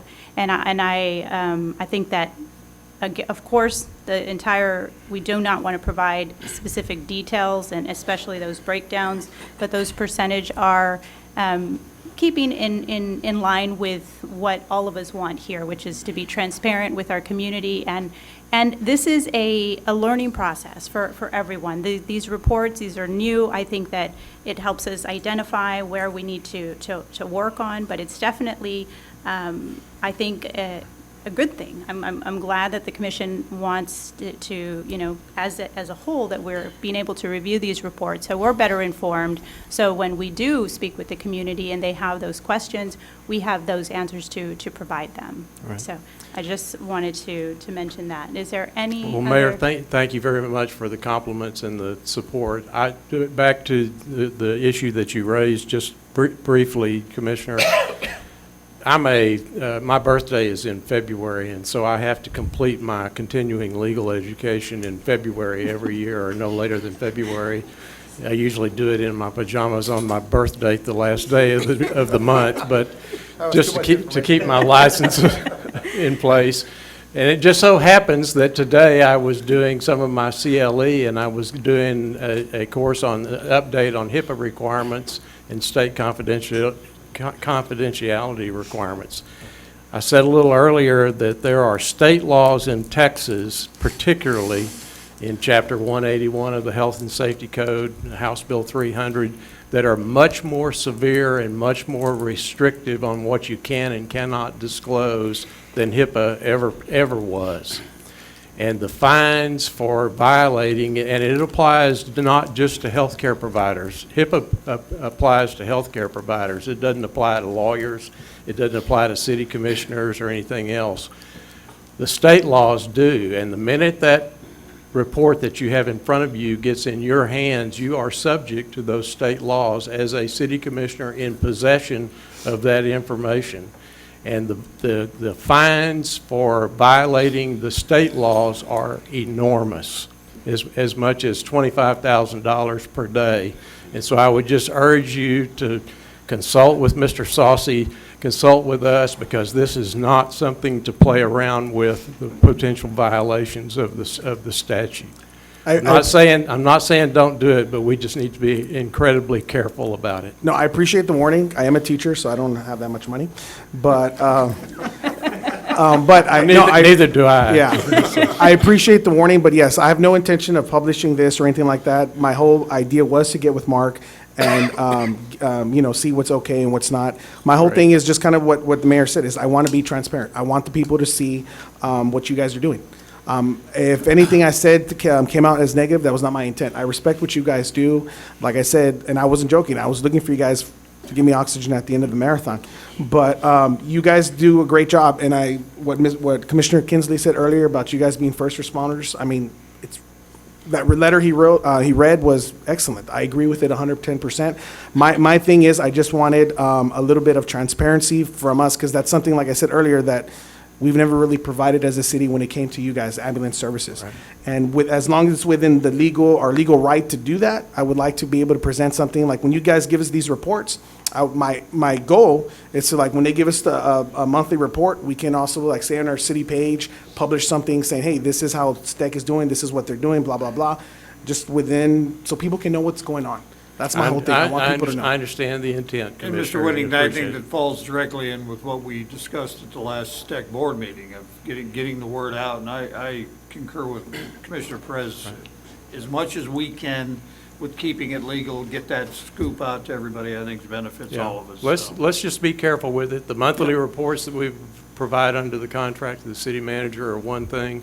I commend the mayor for the fact that we're here tonight doing this presentation of good things that are going on at STEC and the kinds of things that they are doing for the community. This was the mayor's idea to put this in the contract, to have an opportunity to come stand here before y'all once a quarter or so to talk about things that are going on with STEC that are not reflected in those monthly reports and that the public doesn't necessarily know about. And I think y'all have learned a lot about it tonight.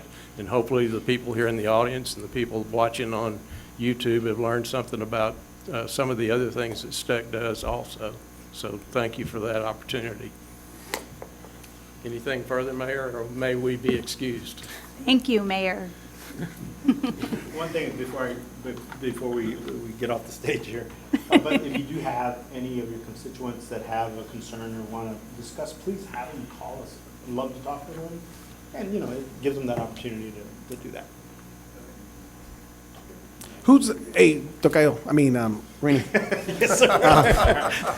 Who would they be, like, because I do get those, I'm not joking, I get them on social, the people will message me because, I'm very vocal on social media, so I get a lot of messages. So who would be the person I would be able to refer them to? You refer them to me, To right, you. René Perez, and Okay. they can call the office, area code 956 Okay, 364 2711. 27 what? 2711. 11. And before I get off, I want to introduce Dr. Uribe. He's our co-medical director for the foundation, so he's here present as well. So he's one of the reasons why we can play with all the toys and all that stuff, because he allows us to do that. So with that, thank you very much, folks. Thank you so much. Item 8, review of the investment report for the City of Harlingen for the quarter ending December 31, 2022. Robert? Good evening, Mayor and City Commissioners. I do have a brief slide presentation, and it's about 3 slides, but this is the quarterly investment report for the quarter ended December 31st, 2022. So just in summary, our book value at December 31, 2022 is $85,885,000. Our interest earnings for that quarter is $685,901, and our weighted average interest rate is 3.854%. This is kind of small, but in your packet, there's the details of this presentation, and this is on page 5. So if you turn to page 5, you will see a summary of the par value of our investments. So at December 31, you see the $85,885,000 here, compared to the last quarter ending September 30th, 2022 of $74,676,000. So that increase is kind of attributed to the tax collections that we've had, and just hearing Isaguirre's presentation, we have experienced a faster collection on those property taxes, and so right now we are about 91% of those collections. So that increase is attributable to those collections. So on the middle part, you'll see that $685,000 is the interest earnings for that quarter, compared to $470,000 for the entire year, fiscal year last year. So you'll see in a later slide where the interest rates are going up, so we are benefiting from that increase. So 3.85% as of December 31st, 2022, compared to 2.295 at the quarter ending September 30th, 2022. On the next page, you will see that our allocation is, we have $2.7 million in demand deposits at Frost Bank, and those are fully collateralized deposits. We have $83,158,000 in our tax pool accounts, which are AAA rated. So that's 85 million. So we have approximately 96.8 in tax pool and 3% in Frost Bank. And that's simply to maximize our interest earnings at tax pool. So we just leave a cushion at our demand deposit so we can pay bills and process. This graph depicts the interest rate. So if you see in 2020, January 2021, our interest rates were basically at 0, and as the year goes into our current year, those interest rates have increased to 3.85%, resulting in higher interest earnings. So they are still projecting increases through the first quarter of the current year. And so we have not locked in any money because we are continuing to see that rise in interest rates, and so we are benefiting from that interest increase in tax pool. And that's basically it. The majority is in tax pool of our funds, about $83 million, and about $2.2 million in Frost Bank. And that's it. And last week, the Federal Reserve raised interest rates again, short-term interest rates, by 25 basis points. That's correct. And right now, short-term T-bills are paying 4.7, 4.8, 4.9%. So the income will continue to go up Yes. this quarter. That is The correct. Federal Reserve is not done raising interest rates because inflation is persistent at 6.4, 6.5, and it's really higher than that, but they revise it a few months down the road because they Right. got to look better today. Yes, that is exactly what we've been hearing as well. Robert, sure. sorry. Just go for it. I do have a question, Sure. and I should know the answer, but I don't. So that's a significant increase in the collections, and so that's wonderful. And Yes. then the interest on it is even better. So do we pay for them to? What is the? Do they get a percentage of our tax collected, or what is it? I mean, what's the benefit for it for the county? So one is like you were saying, they have discounts for like the county and other collection agencies. So when they consolidated, when somebody goes to the county to pay their bill, it's a consolidated bill. So they're more likely to pay the entire bill, including our taxes. In the past, the Harlingen tax office used to collect our taxes. So they would have to go to different places to pay their taxes. They would go to the county, and then they'd come to the Harlingen tax office. But now that they've been consolidated, they go to one place and pay the entire bill. Mayor, they do have a fee, and I think it's 1%. Okay, that's what I was going to say. It's probably insignificant in comparison to the benefit of Right. having it consolidated. Because I got that part of it, and I got my bill. So Sorry, yeah, it is 1%, and it is lower than the percentage that was collected by the Harlingen tax office. So we have seen a reduction in that cost that we pay out. Okay, wonderful. So it's been about, we used to pay maybe 112, 115 with the previous one, and that's gone down to about 84, 85,000. Okay. That was But my only we have noticed that increase in collections a lot sooner than what we used to. So Right. we would still be collecting in the months as they would go through all the way to September, but we're like at 91% right now, so that's great. That's wonderful, yeah, because there was really no incentive to pay early before, Right, and we yeah. don't provide that incentive, but knowing that they're going to get that break on the county Right. tax. They do pay sooner. Wonderful. And plus, there's a lot more locations that they can pay, so it's just a lot simpler. And online, right? And they can pay online. We do have a link on our website so that if you do want to go pay your taxes online, there is a link on our website to pay that. Thank you. Thank Did you you. have any questions? Sorry. Those short-term T-bills, what is that, 18 months? Oh. No, you can go 2, 6 3 months. months. Yeah, 3 2, months. 3 months. 3 2 or months. 3 months. Yeah. Well, it's that 4 short. months. Yes. Okay, 4%, And- 4.5? Right. And so tax pool, 4.7 now. Oh, wow. Most entities will ladder their T-bills, so you have one due every 30 days, up to a year. You don't go beyond a year for municipalities. yeah. So there are bonds, bills, and notes. Bonds are 10, 20, 30 years. Notes are 2, 3 years to 10 years. Bills are 1 year or less. Oh, okay. Right.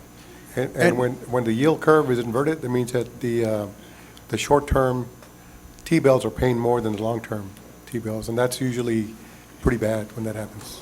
And so the yield curve is inverted. You make more money by investing in short-term T-bills than you do notes or bonds. And an inverted yield curve happens in recessions. It doesn't have to make any sense, it just is. Money Talks with Commissioner Mike Mesma. That's right. Thank you.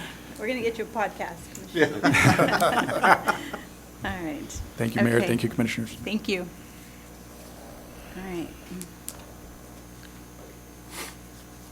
Item number 9, consideration and possible action to approve a variance to the City of Harlingen Subdivision Ordinance to not require curb and gutter for the internal streets for the proposed Logan's Ranch subdivision located on the west side of Briggs Coleman Road, approximately 5,250 feet north of Loop 499. Mayor, City Commissioners, good evening. This is the aerial photograph of the property for the proposed new single-family residential subdivision. It's on Briggs Coleman, 5,000 feet north of Loop 499. Here is the location of the proposed subdivision in relation to the city limits. So it's almost like a mile north on Briggs Coleman on the west side.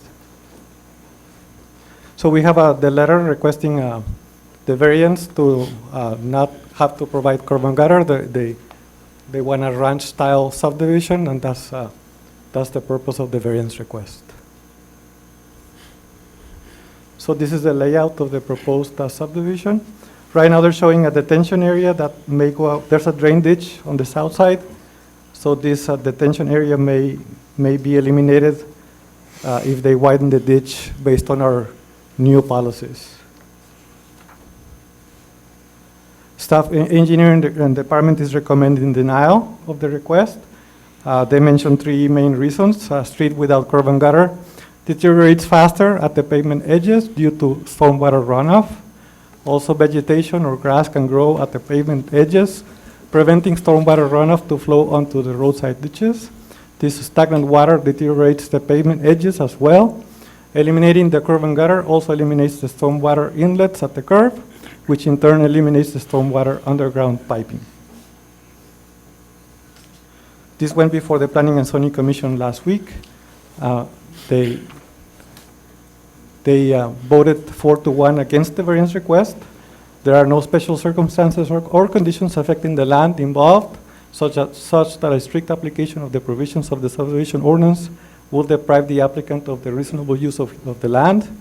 If the variance is granted, it may set precedents for future cases, and engineering department is recommending denial of the variance. And it was a 4-1 vote with Commissioner Garcia voting nay. Mayor and members of the commission, the test for a variance is undue hardship. Okay, you have set an ordinance, you have set a rule requiring curb and gutter, right? Am I not hearing that? All right, there's a procedure to allow someone to file for an exception when you set the rule, but in order for that variance to be granted, they have to show an undue hardship. If they cannot show an undue hardship, that doesn't mean a financial hardship. Everybody knows curb and gutter is going to may cost more, but they cannot qualify for variance. So at the Planning and Zoning Commission, what they basically stated was our concept is different. We just want to have a subdivision that doesn't have curb and gutter because we want a ranch style and we think it'll look good or whatever. I have not till today heard anything remotely close to proof of undue hardship in this case. I will make a motion to deny the variance request. A second. All those in favor say aye. Aye. Opposed? Motion carries. Thank you, Javier. Thank you. Item 10, public hearing to consider an ordinance on first reading for a special use permit to allow an adult business tobacco shop in a general retail district located at 1418 East Tyler Avenue, bearing a legal description of parts of lots 9, 10, 11, and 12, Block 4 of the Windsor Subdivision. And this is, Javier, sorry. Yes, so this is a proposed tobacco shop that requires a special use permit. This is a commercial plaza at the corner of Tyler and Business 77 at the southwest corner. Here's a photograph of the plaza that everybody has seen at one time or another, and this is the location of the proposed tobacco shop. The floor plan, an aerial showing the specific suite for the proposed tobacco shop. But this went before PNC last week, and they recommended approval unanimously, subject to the provisions maintain the proper state and city permits, comply with parking requirements, provide surveillance system a minimum of 30 days at all times, and compliance with the requirements from the different city departments. No one showed up in opposition, and the board recommended approval unanimously. Javier, why does this entity have these restrictions placed on it? Because it's considered an adult business, so that it requires a special use permit in the ordinance. Mm-hmm. So in special use permits, you can place conditions. So like bars, that's one where they have to have minimal disruptions with fighting or, so special use permits can be revoked. So if we have problems with this business, there's fighting, there's issues, police is always going there, they're not maintaining the video surveillance, this is a case where the special use permit could be revoked because there are conditions in the ordinance. Do other types of businesses like this have those exact ordinances, or these conditions, excuse me, or are these 4 conditions unique to this establishment? This is just the standard that we use for tobacco shops. This is standard operating. Okay, that's perfect. Yes. And this is going to be the second location, right? They already have a location and have received an SUP on F Street? I believe so, not sure. Yes. And there have been no issues? No. Okay. And no one from the surrounding property owners showed up in opposition. Okay. All right, then at this time, we are going to open the public hearing. Is there anyone here that wishes to speak for or against the adoption of this ordinance? Having no one here to speak for or against, we will close the public hearing, and unless there's any other questions from the commission, I'll ask the city attorney to read the caption. An ordinance amending the Code of Ordinances, ordinance number 16-8 of the city of Harlingen, to issue a special use permit to allow a tobacco store in the general retail district located at 1418 East Tyler Avenue, Suite 8, bearing a legal description of parts of lots 9, 10, 11, and 12, Village of Circle. Do we have a motion? Motion to approve. All those in favor say aye. Aye. Opposed? Motion carries. Item 11, consideration and possible action to approve a resolution for a license to encroach 6 feet and 10 inches into the right-of-way along Washington Avenue for a parking lot adjacent to 3.336 acres out of Block 71 and 72, Harlingen Land and Water Company Subdivision located at 602 Morgan Boulevard. Yes, Mayor, for this agenda item, after doing an investigation, we found an ordinance from 1986 that abandoned the right-of-way that we're discussing for the license to encroach. So based on the ordinance that was found recently, after consulting with the city attorney, we feel that this agenda item is not needed anymore. That right-of-way was abandoned back in 1986. Okay. That's correct. I've reviewed the ordinance, I've talked to city staff, and I concur. Okay, so we need no action or You just pass on it. just pass on it? Okay. All right. Item 12, this item was tabled at the City Commission meeting on February 1, 2023. Consideration and possible action to approve a facility use agreement between the City of Harlingen and the Harlingen Cardinals Youth Sports League for use of the fields at Vestal Park and authorize the city manager to execute the agreement. Do we have a motion to take this? I'll make a motion to remove it from table. I second it. All those in favor say aye. Aye. Opposed? Okay, it's removed from the table. Yes, Mayor, City Commission, for the record, my name is Javier Mendez, the Parks and Rec Director. So this facility use agreement was taken to the Parks Advisory Board.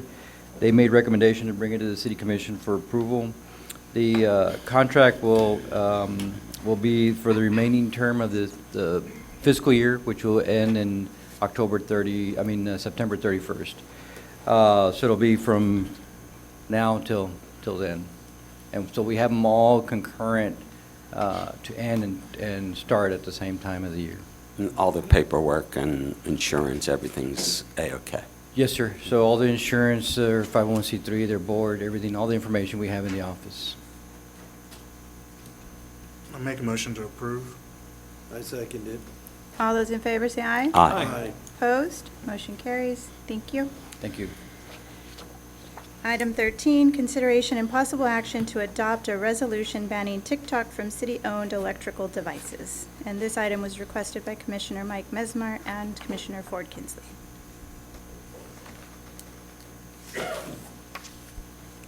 Yeah, I would like to ban TikTok from all city devices, whether it's computer, phones, iPads, any of that sort.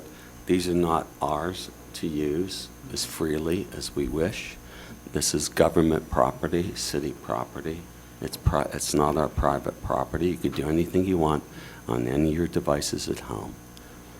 The news this afternoon before the market closed that Republicans and Democrats agree on Capitol Hill these days. There's going to be strong bipartisan push for action against social media app TikTok.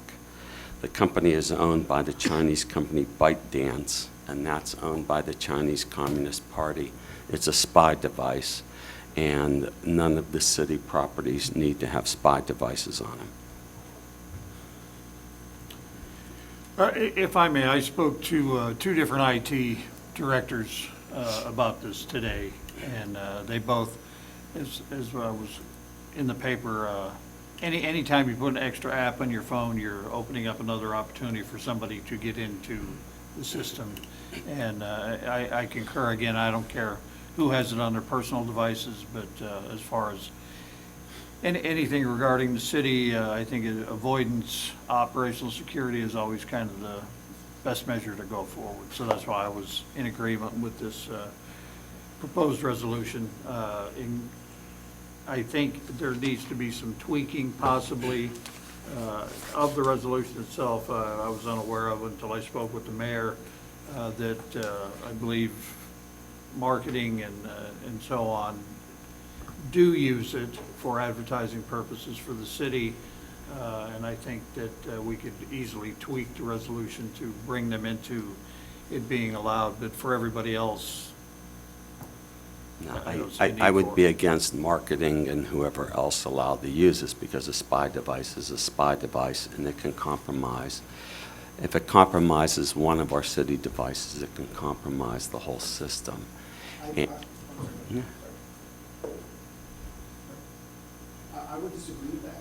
I would say that I agree with what you're saying, that if for personal use, like it's your own personal TikTok on any city device, like our city phone and stuff like that, I think, well, I would be okay with it being banned for a personal use, but I do think that our city, like Christina and Mayor Palmer, need to have access to it because we need to be able to reach all audiences.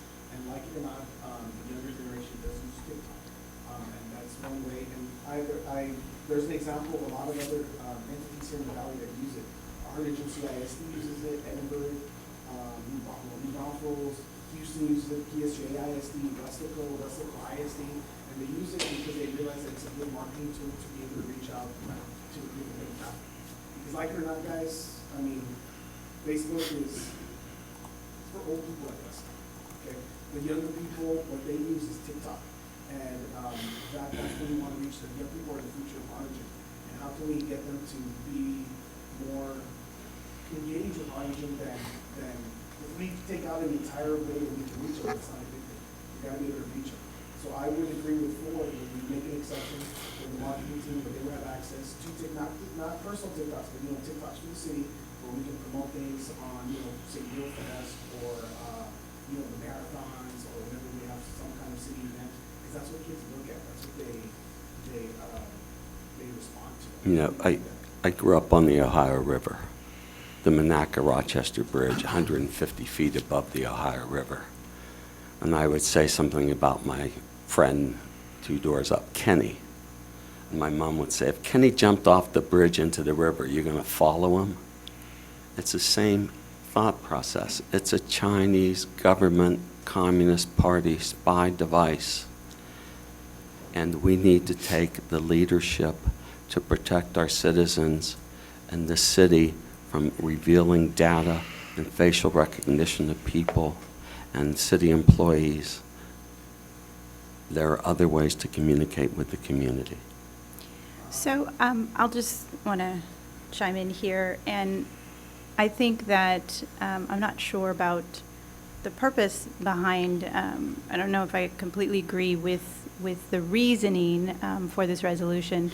However, I do think that all social media applications, Facebook, Instagram, TikTok, and any other unnecessary applications should not be downloaded on city phones. Because, as the Commissioner said, they don't belong to the individual. No one here on the commission needs to have those social media applications on the city phones. We can have them on our private phones. However, as I mentioned to Commissioner Kinsley, there is value in having the opportunity to engage with our community. And I know that the downtown district really utilizes the TikTok application to promote sundown, downtown at sundown, also other events, as does our wonderful media department that we now have here in the city of Harlingen, and in addition to that, CVB. So I would encourage this commission to consider what we would be losing. We're making strides, right, and moving forward with our ability to reach our community. We don't want to limit these ladies in their ability to do so. However, I would support removing applications, all unnecessary applications, to include all social media from city devices, because it's not necessary, with the exception of the downtown CVB, and our marketing, and probably our police department. I would imagine that they would need to be able to do that to conduct the work that they do.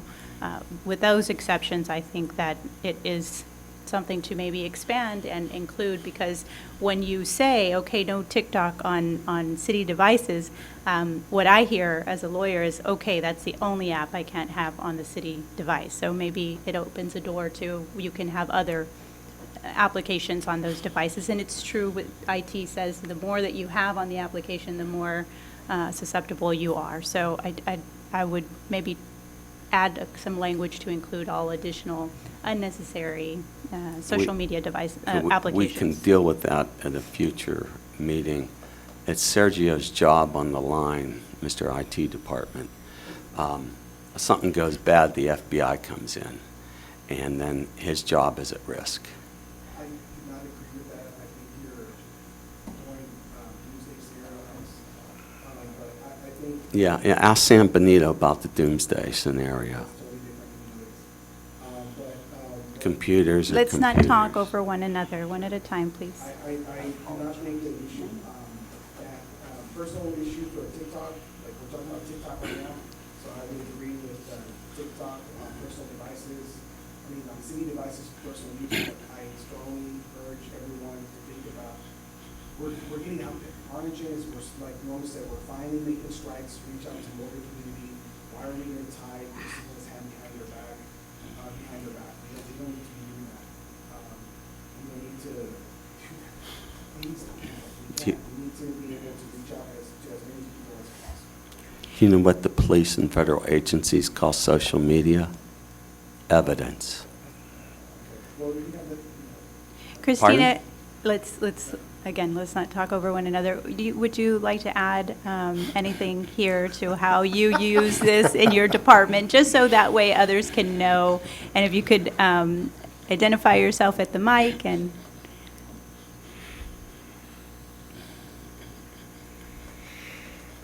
Well, I wasn't expecting to I speak, know. but Christina Garcia, the Director of Communications and Media, just started 3 months ago. I definitely know that there are some concerns about social media on employees' work phones. So although I don't oversee our personnel policies for the city, that doesn't fall under my department, we do have a personnel policy that, upon reading it, says that you shouldn't use your computer for personal reasons. You shouldn't even have personal information on your phone. For example, if someone, filed a PIR and wanted to know what was on our TikTok or what was on my, what I have saved on my email, they'll be able to get that information. Personally, I take privacy very seriously in my personal life as well as my professional life. So I will say that I will ensure that my department doesn't have any private information on their cell phones that can be accessed by anyone that we don't want having access to. So we can do that by ensuring that we carry ourselves in a professional manner, which I believe me and my department have been doing, and we're fairly new, of course. So we would like to utilize TikTok to reach a wider audience, which includes the generation younger than me, who utilizes TikTok to get their news. A lot of people don't really go to news sites to get their news anymore. And so that's how we would be utilizing it. And of course, I'm open to any questions about kind of what content we see might be on there, and of course, respect your decision on this matter.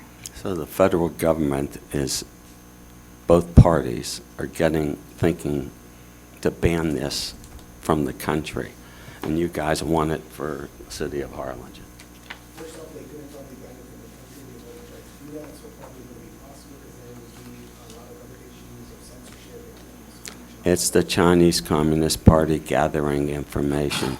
You know, back in the KGB and Ustasi days, the government spied on you. Today we spy on ourselves. I'm assuming you're a CIA operator. Okay, we're going to go No, I'm ahead not a and- CIA operative, or you are? Thank I never you. claimed Thank I you, was, and I Christina. don't appreciate your Commissioner. sarcasm. You understand that? You're being rude. Let's refrain from personal attacks on one Although my another. cousin was a CIA agent during the Bay of Pigs. Thank you. But I'm not, and I don't appreciate your sarcasm and your rudeness. Okay, let's go ahead and move forward. I just wanted Christina to share, just because the other ladies are not here, to give their input on how they utilize that. I would be interested to hear the city manager's opinion on this, since ultimately he's the one that hands the phones out. I asked him today how many there were, and he told me there were 200, and I was like, Oh, wow. whoa. So. 200 cell phones. I think it just needs on the three ladies that. First of all, the social policy she was talking about, I wrote about 10 years ago, so it's a little outdated. I need to, because I don't think TikTok existed when I wrote that policy. Probably not. Yeah, probably not. So I don't think that anybody should have any type of Facebook or gaming device on a city-issued phone or computer. So I think that everybody should not have it, except for perhaps the marketing people, if the commission so wishes to have them use it. If you don't, we'll find another venue to reach out to these people. If you do, it'll only be marketing, CVP, and DID, and perhaps anybody from PD. I'm not sure how they would use it, but it would be, I would guesstimate maybe less than 20 phones that would have it on there. What does our IT say about this? I have his email that he responded to me that was kind of hard really to get his firm. He quoted. He's in the back. Oh, he's back? Yes, sir, he's Sure, back there. He hides back there. He's hiding. More to the corner. I was going to read what he sent me. Welcome to the party, Sergio. I was enjoying the, Sergio Mujica, I'm the IT director for the city of Harlingen. We currently do not allow live streaming for a regular user, but we do allow it, like for the police department, detectives have full access to the internet, and we have the exceptions. So it's up to the commission, I mean, whatever you guys decide. It's true that TikTok has some issues, cybersecurity concerns. I guess my question for you, Sergio, would be, is there a definitive answer that TikTok, excuse me, having the application compromises the city in any other way in comparison to any other application? Well, if you open TikTok inside our network, yeah, it's a problem. If you open it through the phone, it affects the phone only. Okay. It would probably try to infect T-Mobile network. But inside the network, yeah, it's a concern. In your desktop computer, You're connected to it. You can monitor an employee's desktop computer to figure out what sure, they've got yeah. on there, right? Well, Yeah. currently we block Yeah. TikTok. As a regular user, you can't play YouTube a movie or live stream, any kind of, not just TikTok, I mean. Okay. Any type of live stream. That's on desktops only. On desktops only. Cell phones are a little different because they're harder Yeah, to cell phones are monitor. open, yeah. So, again, the question would be if, because on TikTok, and I'll know, and I'll just share, even though I am older, they're not going to take their desktop and take it out to the live event and use that. They're going to use their cell phone. So if those departments utilize TikTok on their cell phone, is that going to compromise anything when it comes to information from the city of Harlingen? Not really, no. Just Emails? stuff, just whatever's on the phone. It What's might. in the phone? And so I would say also any email correspondent is already public information, right? And so a hacker would be silly to be trying to hack your phone to get emails that they could just contact the city secretary's office and ask for those emails because they're public record. Is that Correct. correct? Okay. Those are my questions. I don't know if anyone else had a question. Because we're relying on you because you're the expert. Yeah, and- that's our job. And we think you're doing a great job. So, anyone else have questions? I just want to iterate that I think we need to continue allowing the media department to use our TikTok to reach a wider audience. We need to continue. Excuse me, you're looking at with exceptions. I mean, with the exceptions, like, the people that should be able to have it, Just- it's very hard, because they're the ones that are going to be at all our different events, everything we have, the more knowledge, and they should have it. As well as the PD, I tell you. Yeah, well, PD, Right. PD have TikTok? Don't they use it for, Evidence. what's that? They use it for evidence. They use Facebook quite a bit to track people, but that's on their laptop. But they have special privileges for that they can access it, and so they're allowed. I think in the resolution, if I read correctly, it said, should the PD, we just want to make sure that if they need to use it, they can. They just contact the city manager to say, hey, we're going to be utilizing this because who knows? We don't want to tie their hands if they need it, if they use it to make contact with someone. There's other possibilities, and if they do need it for investigative purposes, I think that we should have that small exception for them to follow whatever procedures in place to be able to do that.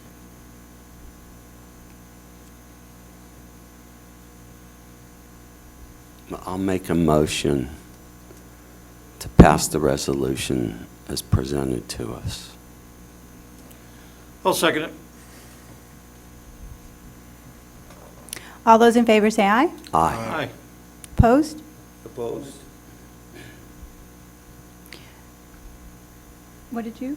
Aye. Aye, okay. So motion carries. And so from what I understand, the resolution is going to forbid our marketing department and our downtown and CBB from utilizing, and our police department, is that correct? No, the police department, they have spy devices. Let them spy. I want to reiterate, I think this is a big mistake, we're handicapping our media department, and I don't think this is a good idea, we're setting Harlingen back by doing this, all because based on fear. Okay, that, I just, and we'll, the commission has voted, I just want to ensure that is the resolution as is. Okay, then motion carries. Item 14, board appointments. Do we have any board appointments, No, ma'am. Commissioner? None? Yes, for Veterans Advisory Board, Donna Bolonsky for Nate Bolonsky.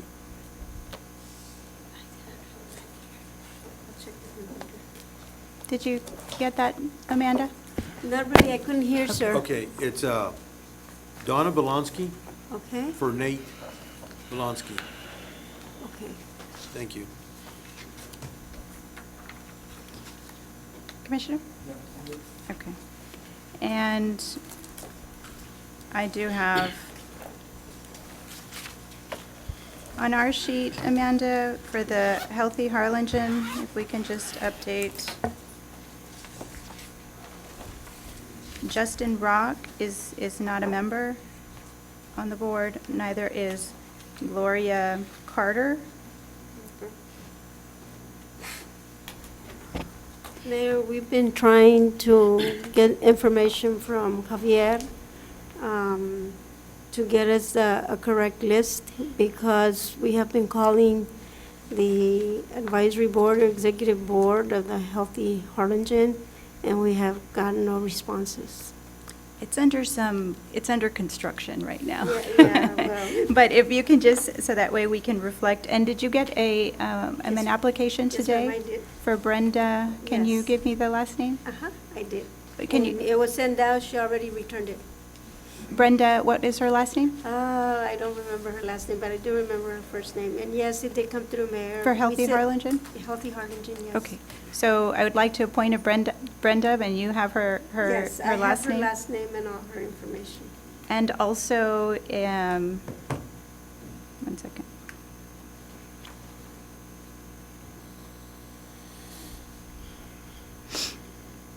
Philip Parker? Okay. To what board, Mayor? To the same To the board? Healthy Harlingen. The PA, Huh? physical therapist, or the PT? You need help? No. I Okay. grew up with them, so. Okay, okay, It's good to so know. yes. And then I want to reappoint Nick Consiglio to the Planning and Zoning Board. Okay.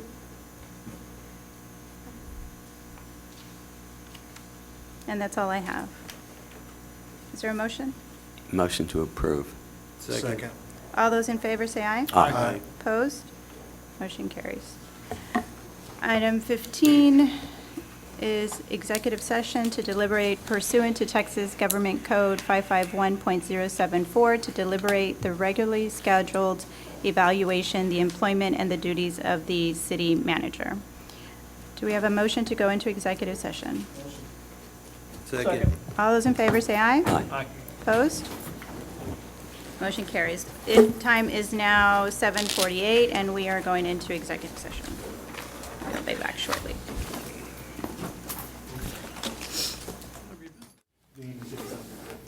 Okay, that's why I'm asking if you're ready. Okay, the time is now 9:26, and we are now out of executive session, and we have a motion for item number 16.